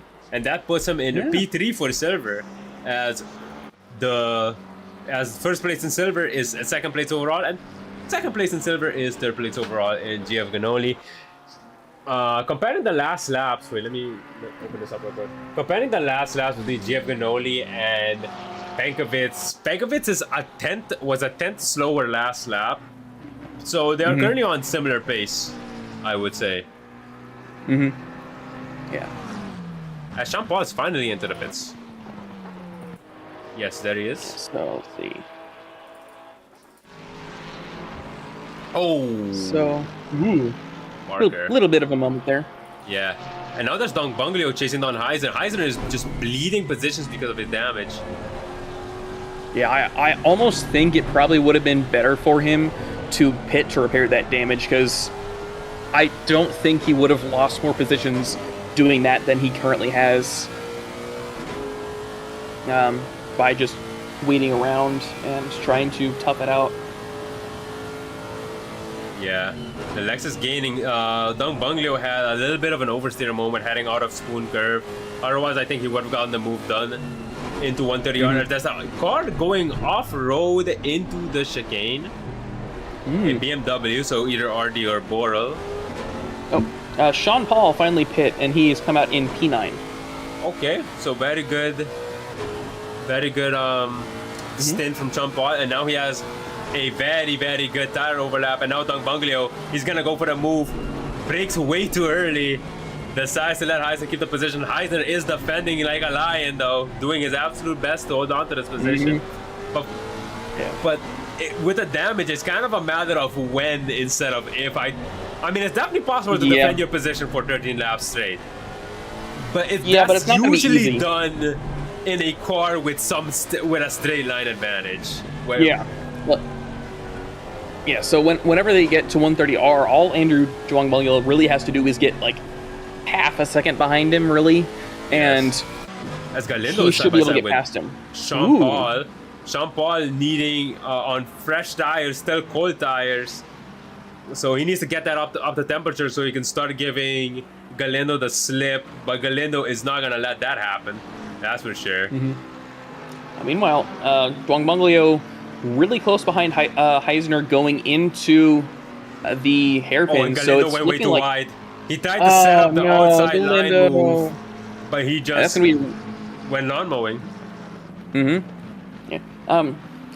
While we have the tiniest break, hopefully, right now, I would like to point out that this is the first race I think that Buckley will have finished this season. So Buckley has had a whole bunch of technical issues the last few races. He missed a couple races due to his business. He failed to finish a bunch of races because of technical difficulties, and he might have finished last race. I don't remember, but I know this will be the first race that he's finished without some kind of issue. So, first race, yeah, Knock first on actual wood. race this season. Yeah, but need to do a lot of wood knocking here, I guess. Well, Andrew Dwangmunglu did not get a chance on Heisner into the chicane. He might have a chance here down into turn 1. He's about 2 tenths back. And as we said before, he will have a massive straight line speed advantage. He just needs to have the guts to break a bit late. Not too late though. He's That looks like he broke too late. They're side by side heading into the S's now. So yeah, he didn't break late enough. And now Garmin, time to put the moves on Ben Bora. This is for P19 as the yellow flag Oh, for Heisner's Heisner. off. I will and quickly it's reset. contact Oh between no! Bora and Garmin. Oh, no! They're each other again. No, they're not. Garmin keeps it alive. The top How did three. Bora get the best of that? The top three drivers. The top three drivers in the championship, bar Pankovic, sorry, the top 4, bar Pankovic, have had some bad races today. Yeah. Oh, yeah. I'll pull up the gold. So Mike Heisner, Mac Morgan both have had issues today. Brad Garman has been doing more donuts, I think, than actual racing. And then I don't remember where Rodrigo Moreno is. Where is he? Moreno. He is currently in P10, so not terrible, but definitely not capitalizing on what could have been a really nice race for him, points-wise, compared to his not partners. Rivals? Yes, let's go with rivals. Yeah, rivals, there you go. I was going to say enemies, but that sounds way too evil, so I'm not going to say that. Oh, Giovagnoli! Giovagnoli spun!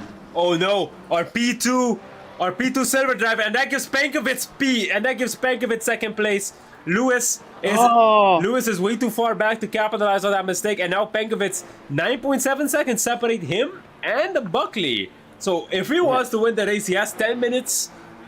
He basically needs to get 1 second per minute in terms of gap reduction. Yeah, a second a minute, so that's like 2 seconds a lap, and that's going to be really hard to do.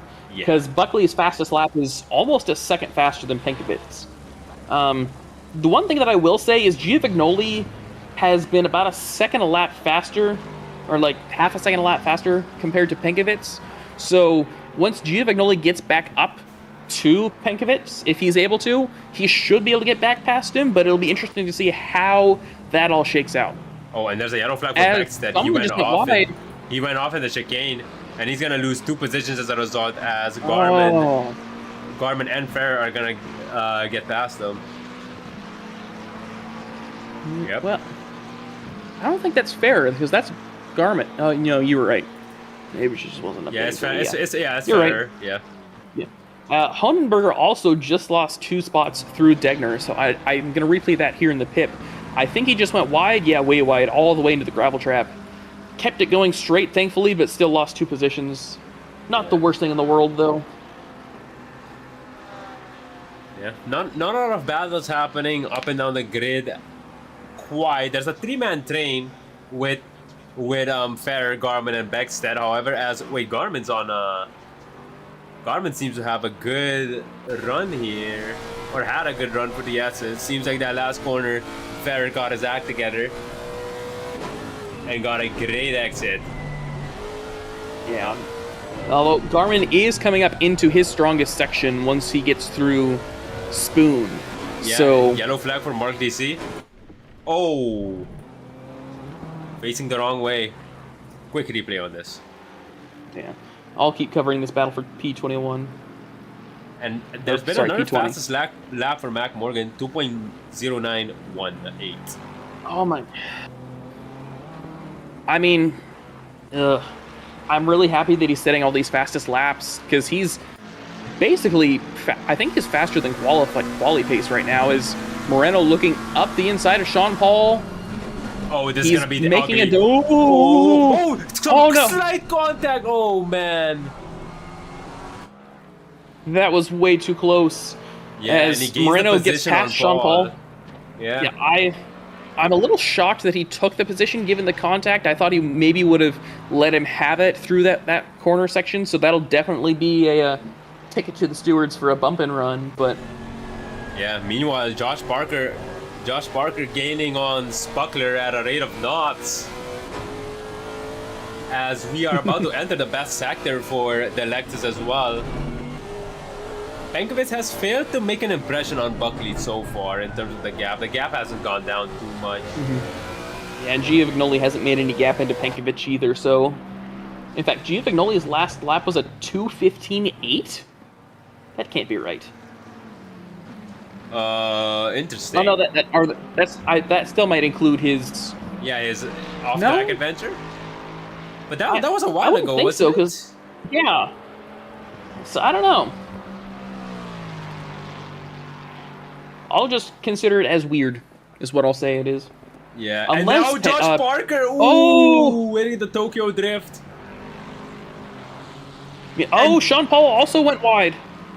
I'm going to replay the Sean Paul incident, because I think he was trying to make an overtake maybe, or maybe he just went deep on the brakes, I'm not sure. Yeah, he just went deep on the brakes, okay. Yeah, I think that 2:15 lap had to have been his spin incident, but I'm not sure. Yeah. He is getting really close to 1 second back, but he's only got about 3, maybe 4 laps left to have an attempt at an overtake. Let's see if Josh Parker can get the move done. They have been held up by the lap traffic of Meyer. Yeah, I wonder if Meyer's gonna back off to give him. Yeah, he's gonna back a off better a run. bit too late. Dutch No, side he's by not. side into the corner. Oh, yeah, no, there's Parker! definitely and there's contact there. Oh. Ooh. Parker's Sergio not gonna Lindo be has happy with also. that. Yeah, Sergio Lindo has also gone wide. I will quickly replay that. Yeah, so just an exit curb. Yeah, we'll check back on that battle on. later. Here we have Dan Thibodeau chasing down Jose Garcia.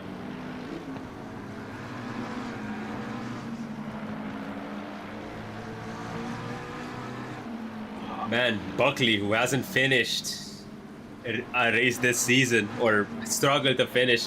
Wait, you said he didn't finish a race this season, right, so far? I will quickly check just to make sure, but I know that he didn't finish like 3 races. So I think he finished last race because he has 31 points, but I know that like he didn't finish like the first 3 or 4 races, and he got a whole bunch of penalty points in one of the races that he did finish. So okay, yeah, Buckley. but yeah, so going from a whole season of not great finishes to a win? possible win. Yeah. Yeah. Although I'm not going to mention his name again until he's on the main on the pit straight, because I don't think we need to jinx him. Yeah. We've done that too much already today. Yeah, we've done that too much already. We were hyping up this 2-man championship battle, and then all of a sudden, none of them were in the battle. Yeah. This 2-man has become a 3-man. Yes, Penkovic looking set to take P2 with how things are looking. We have Galindo currently fighting for the final spot in the top 10. Looking down the inside, has overlap, but wisely decides not to go for the move into 130R. In the pip, there was a brief yellow flag for Josh Parker. Ooh! Oh, yeah. Oh no! Oh, so yeah, hit there. Thankfully, I don't want to say it's thankfully that Galindo spun, but thankfully he didn't take out the other person that he hit, is what I'll say. Yes. Yeah. Very quickly, I'm going to go over our biggest movers. Spuckler has gained 13 positions from P19 to P6. Josh Parker has gained 17 positions from P24 to P7. Rodrigo Moreno has gone from P22 to P14. And those are our biggest good movers. There's a couple drivers who have fallen a lot more. Like Kazuba has somehow fallen all the way down to P26 from P5. He got he's pit. Oh, sorry. Go ahead. He's pit twice, I assume, for damage. Ooh, as Josh Parker almost spins there. Yeah, if you remember, he was one of the dudes Oh who no, got Josh taken out. Parker! Or not Josh Parker, Sean Paul! Sean Paul Sorry, is looking the wrong way. Yeah, wait, I caught that in the pip, but I will show it again anyways, just so that we can hopefully see what happened, because I think he just went wide. Yeah, he went wide through turn 7 and hit that inside wall. Really unfortunate for him. Maya wisely putting it out in the chat that Kazuba was part of the Paladin Carnage at the early stages of the race. Okay. Meanwhile, also up at the front, Giovignoli is now within a half second of Penkovic, and they are going to have, I think, 2 laps to fight it out. Yeah, Chris Mack So I'm going to keep my eye on this race. Zygmunt going very wide, though. I know maybe Emil Garcia might have a few chances here. It looks like as we are in the start of the S's with these guys. Brad Garman 0.4, 0.3. He's gaining rapidly on Borel here. A rematch from last time, as I think both of them kind of went spinning off.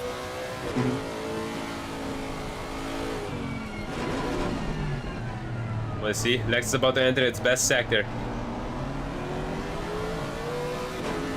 So I think Garmin should be able to get the move done. He's been very quick. Oh, Penkovic went wide! Oh no. Penkovic has gone wide. He went wide through turn 7 again. I will quickly show that here. He went a little bit deep on the brakes, maybe? I'm not 100% sure. We will see. And So that's turn 4. Borel's gonna go wide. Oh. No, keeping the car on track. No, so Penkovic didn't even go wide on turn 7. He went wide on turn 5. And he now has a 1.5 second gap to Giovignoli, so that is quite possibly a 1-2 silver finish.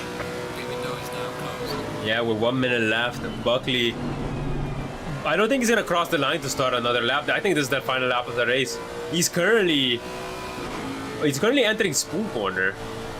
Yeah, I don't know. He has a chance, but I don't know, because it'll be really close. I think this might be the last lap. Yeah. Because he's got 35 seconds to cross. He would have to finish with a monster 2 minute 5 second lap. So I will quickly cover him.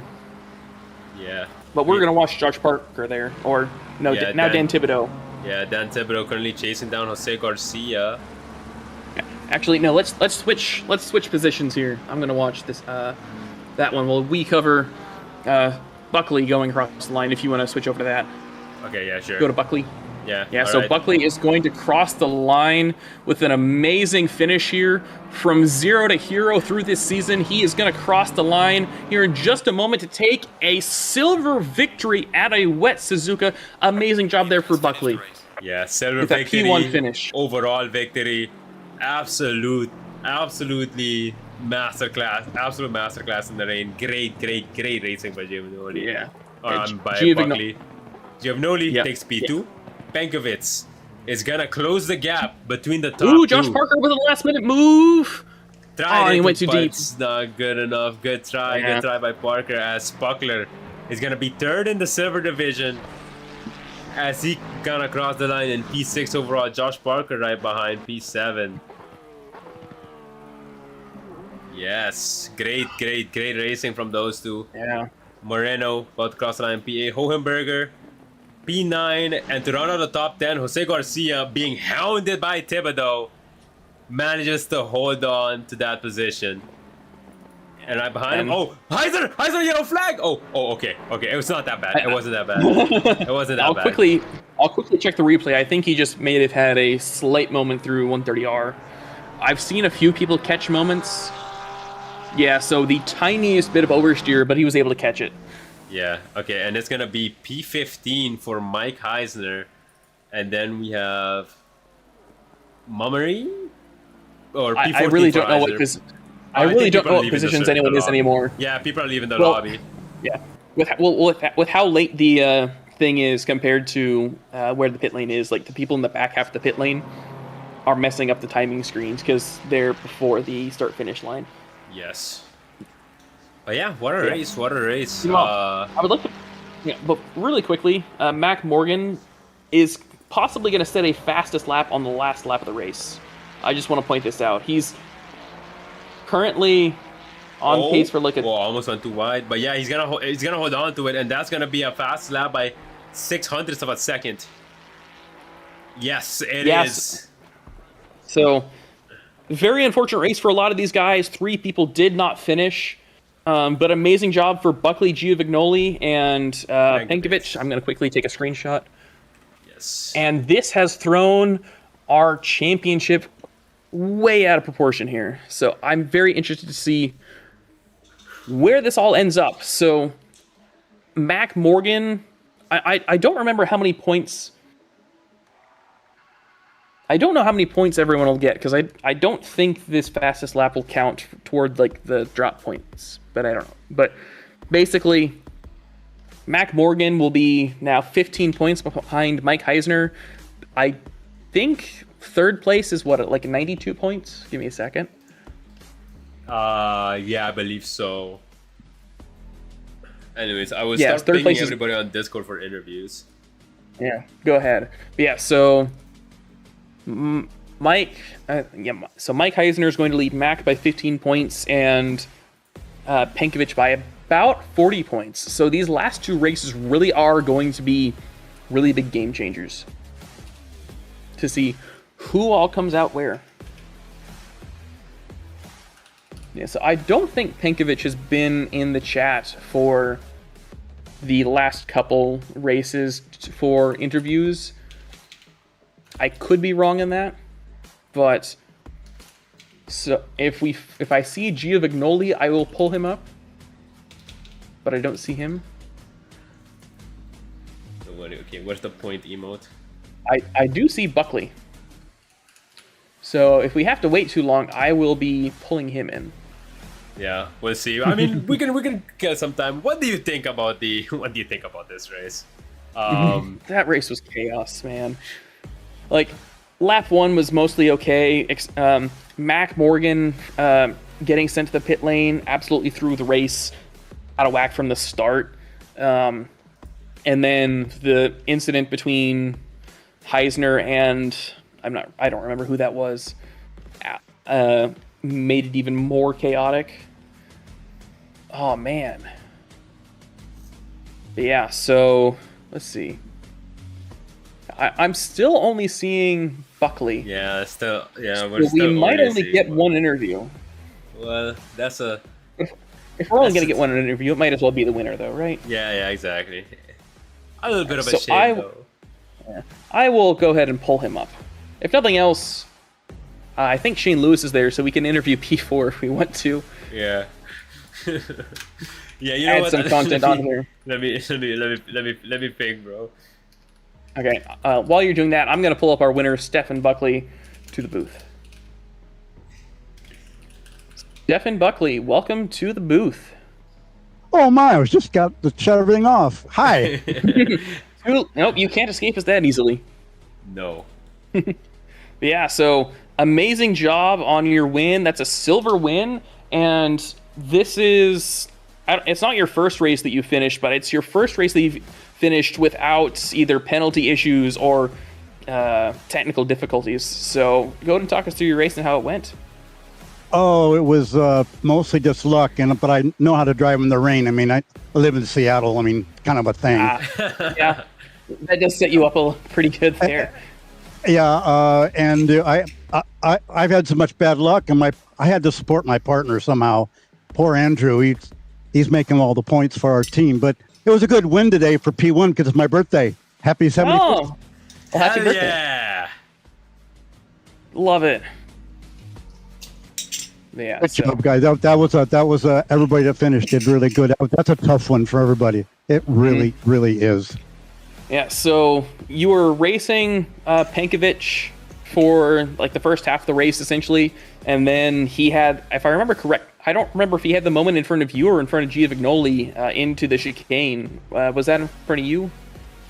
No, he's in front of me, and he pitted first, and then I decided to get up the pace a little bit, and then I don't know what happened after that. I just was driving kind of by myself the rest of the time. Yep. Yeah, well, you kept your pace up while you were driving your 4 fun laps, essentially. So it definitely didn't hurt you.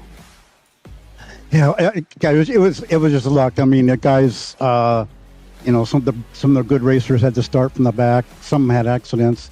But it's just picking I'm always usually last or half the DNF, but that's quite a surprise. Yeah, you did an amazing job here today. Yeah, it was an absolutely magnificent drive. Malia in the YouTube chat is wishing you a happy birthday. Yeah. Thank you.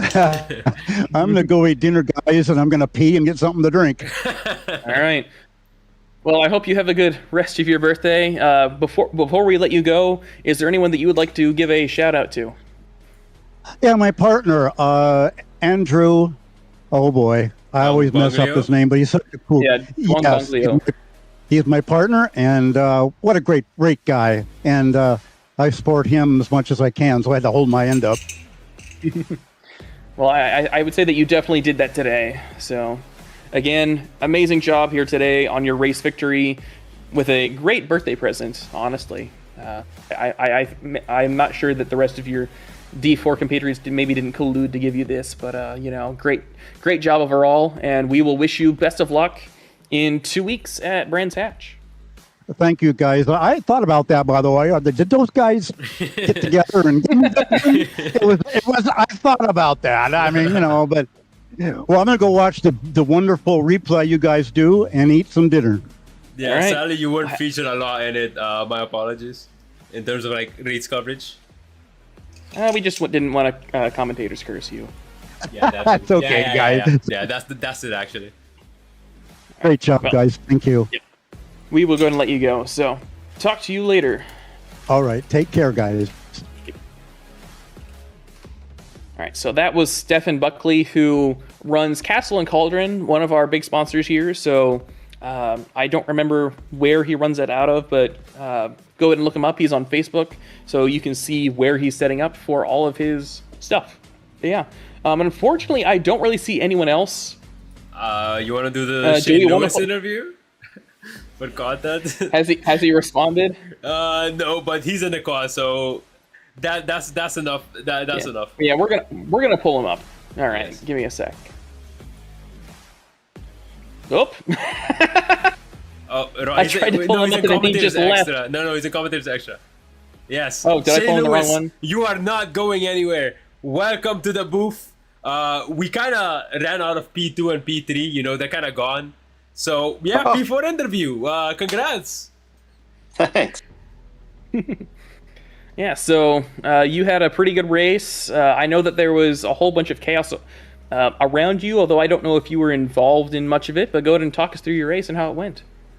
No, yeah, mine was pretty incident-free. Didn't have any too stressful moments other than I think one on lap 4 or 5. My biggest issue was my tire pressures were a little too high, so I was trying to maintain and keep those as cool as I can until I pitted, and then they were fine after that. But I had lots of clean air, so I didn't have too much spray to deal with. I was just doing laps. Hey. Well, glad to hear it was mostly stress-free. I don't remember anything specifically happening to you because I know that there was a whole bunch of chaos between the guys ahead of you with Giovignoli and Penkovic going off in the last 2 corners or the last 2 laps. And I know that I don't remember if you were ever fighting with Heisner before he had his massive wreck, but glad to hear that you had a stress-free race overall. Sig, do you have any questions? No. Outside of the usual, do you have anybody you would like to give a shout out to? Yeah, well, give a shout out for my teammate. He was ahead of me there, and he realized that he was spraying, and I was catching up to him, and so I think he just let me by without too much of a fight. I'm not too sure what happened to him because it looked like he got into an accident later on, but that was very helpful. And then after that, I was just wide open. I think I had 10 seconds on either side of me, so it was nice to have. Yeah, I can imagine. Yeah, so I don't think I have any other questions other than just saying great job on the P4. Obviously not a podium, but you had a pretty clean race, so nothing to complain about. Yeah, it was kind of weird because it was jumping all over. I was going up, and I don't know if there was accidents because I was in 12th, and then I was in 7th, and I was in 2nd. I was like, what's going on? I had no idea. And then I pitted and I came out, I was back in like 14th. I was like, holy smokes. So it was, and all of a sudden I just kept going up and up, and I was in 4th for the end of it. I was like, okay, take 4th. Yeah, I know that when Penkovic pitted from P3, he went all the way down to like bottom 5 or bottom 10 drivers. Yeah, so crazy. it really throws everyone for a loop here. Yeah, so you really had no idea where you're at in the last 12 minutes or so. I wasn't too sure where I was going to end up, but I just trying to make sure I don't hit any more track limits. I had 2 track cuts, so I just didn't want a third and get on the track. I wiped out once. I spun in the spoon. But I was able to not completely do a 360, so for that. It's good to see. Yeah. Yeah. All right. Well, good job on the P4. It's a little weird interviewing outside podium, but you know, we gotta kill some time here, so we thought we'd pull you up and see how you did. So appreciate it. Happy to help. Yeah. Well, good luck in 2 weeks at Brands Hatch. I know it'll be interesting because like it'll be pitch black. So, are you kidding me? Do we have next week off? Yes, yeah. We do, so, for Thanksgiving. Yeah.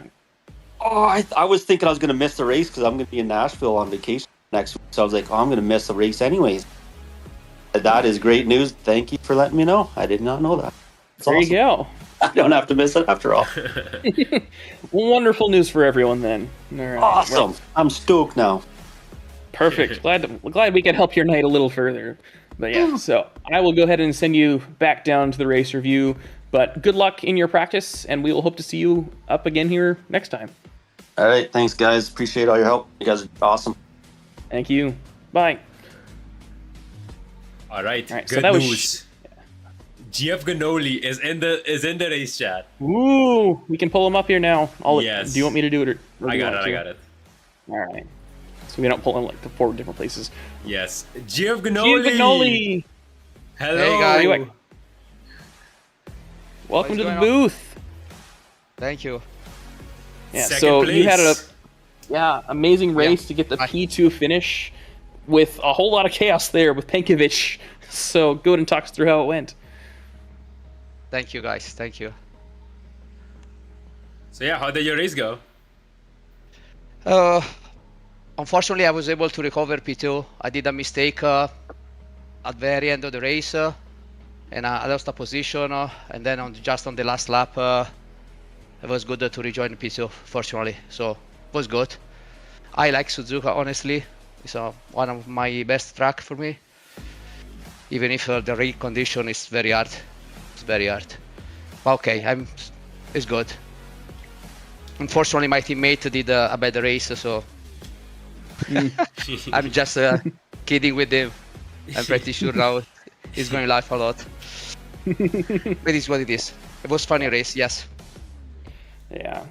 So, what did Penkovic spin in front of you right before the pit stops? I know that he spun in front of someone, like going into the chicane for the last set of corners. No, it wasn't on me. All right. Well, my quest continues to figure out who that was. Yeah, we're gonna have to see it in the replay, I guess. Yeah. Yeah. So obviously we have next week off, but in 2 weeks we are at Brands Hatch, which is a night race. How are you feeling about that race? Oh, I just did some pre-lobby race in Brands Hatch. It wasn't bad, so we'll see. Maybe it will be again a good race. All right, we can certainly hope so. Sig, do you have any questions for? Is it Walter? Yes. Yeah. Walter is perfect. Yes, Walter. Before we let you go, do you have anybody that you would like to give a shout out to? Anybody you would like to thank for helping you get the speed to? Honestly, to be honest, I'm thankful to my teammate because it's gonna help me a lot, especially with the setup. And so, yeah, and hopefully he's a good racer, so we do a lot of practice together, and so yeah, this is thankful for him. It's my god, is him. So hopefully next race we can fight both for the podium. All right. Again, this is Valter with a P2 finish. Valter, like I said, amazing race. We will go ahead and send you back down to your race review, and we hope to see you up again here next week, or not next week, in 2 weeks. Thank you, guys. Hopefully, would be perfect for me. Thank you. Yes. All right. Yep. Have a good night. Good night. All right. So that was our P2 finisher. So a little weird order. We interviewed P1, then P4, then P2. I don't think we're gonna get P3 though. Yeah, Pankovic always just goes straight to bed. I have this theory that he literally just sleeps in his rig. You know, he finishes the race and then just grabs the pillow like on his right side and then just puts it on his back and then goes to bed. Right there. I mean, if it's comfortable enough, I don't see any reason for not to, I guess. But yeah. Yeah. So, anywho, do you want to go ahead and pull up our remaining schedule? Yes.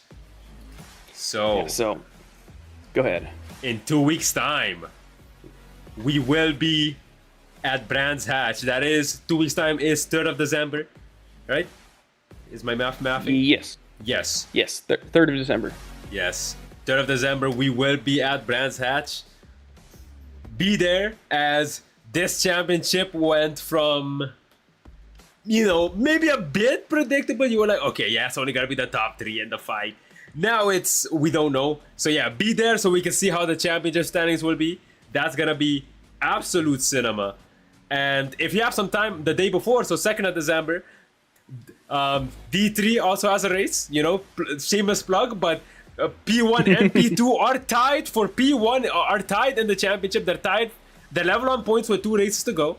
So that's gonna be absolute cinema as well. Even if you don't want to watch D3, D1 is also really close. The top,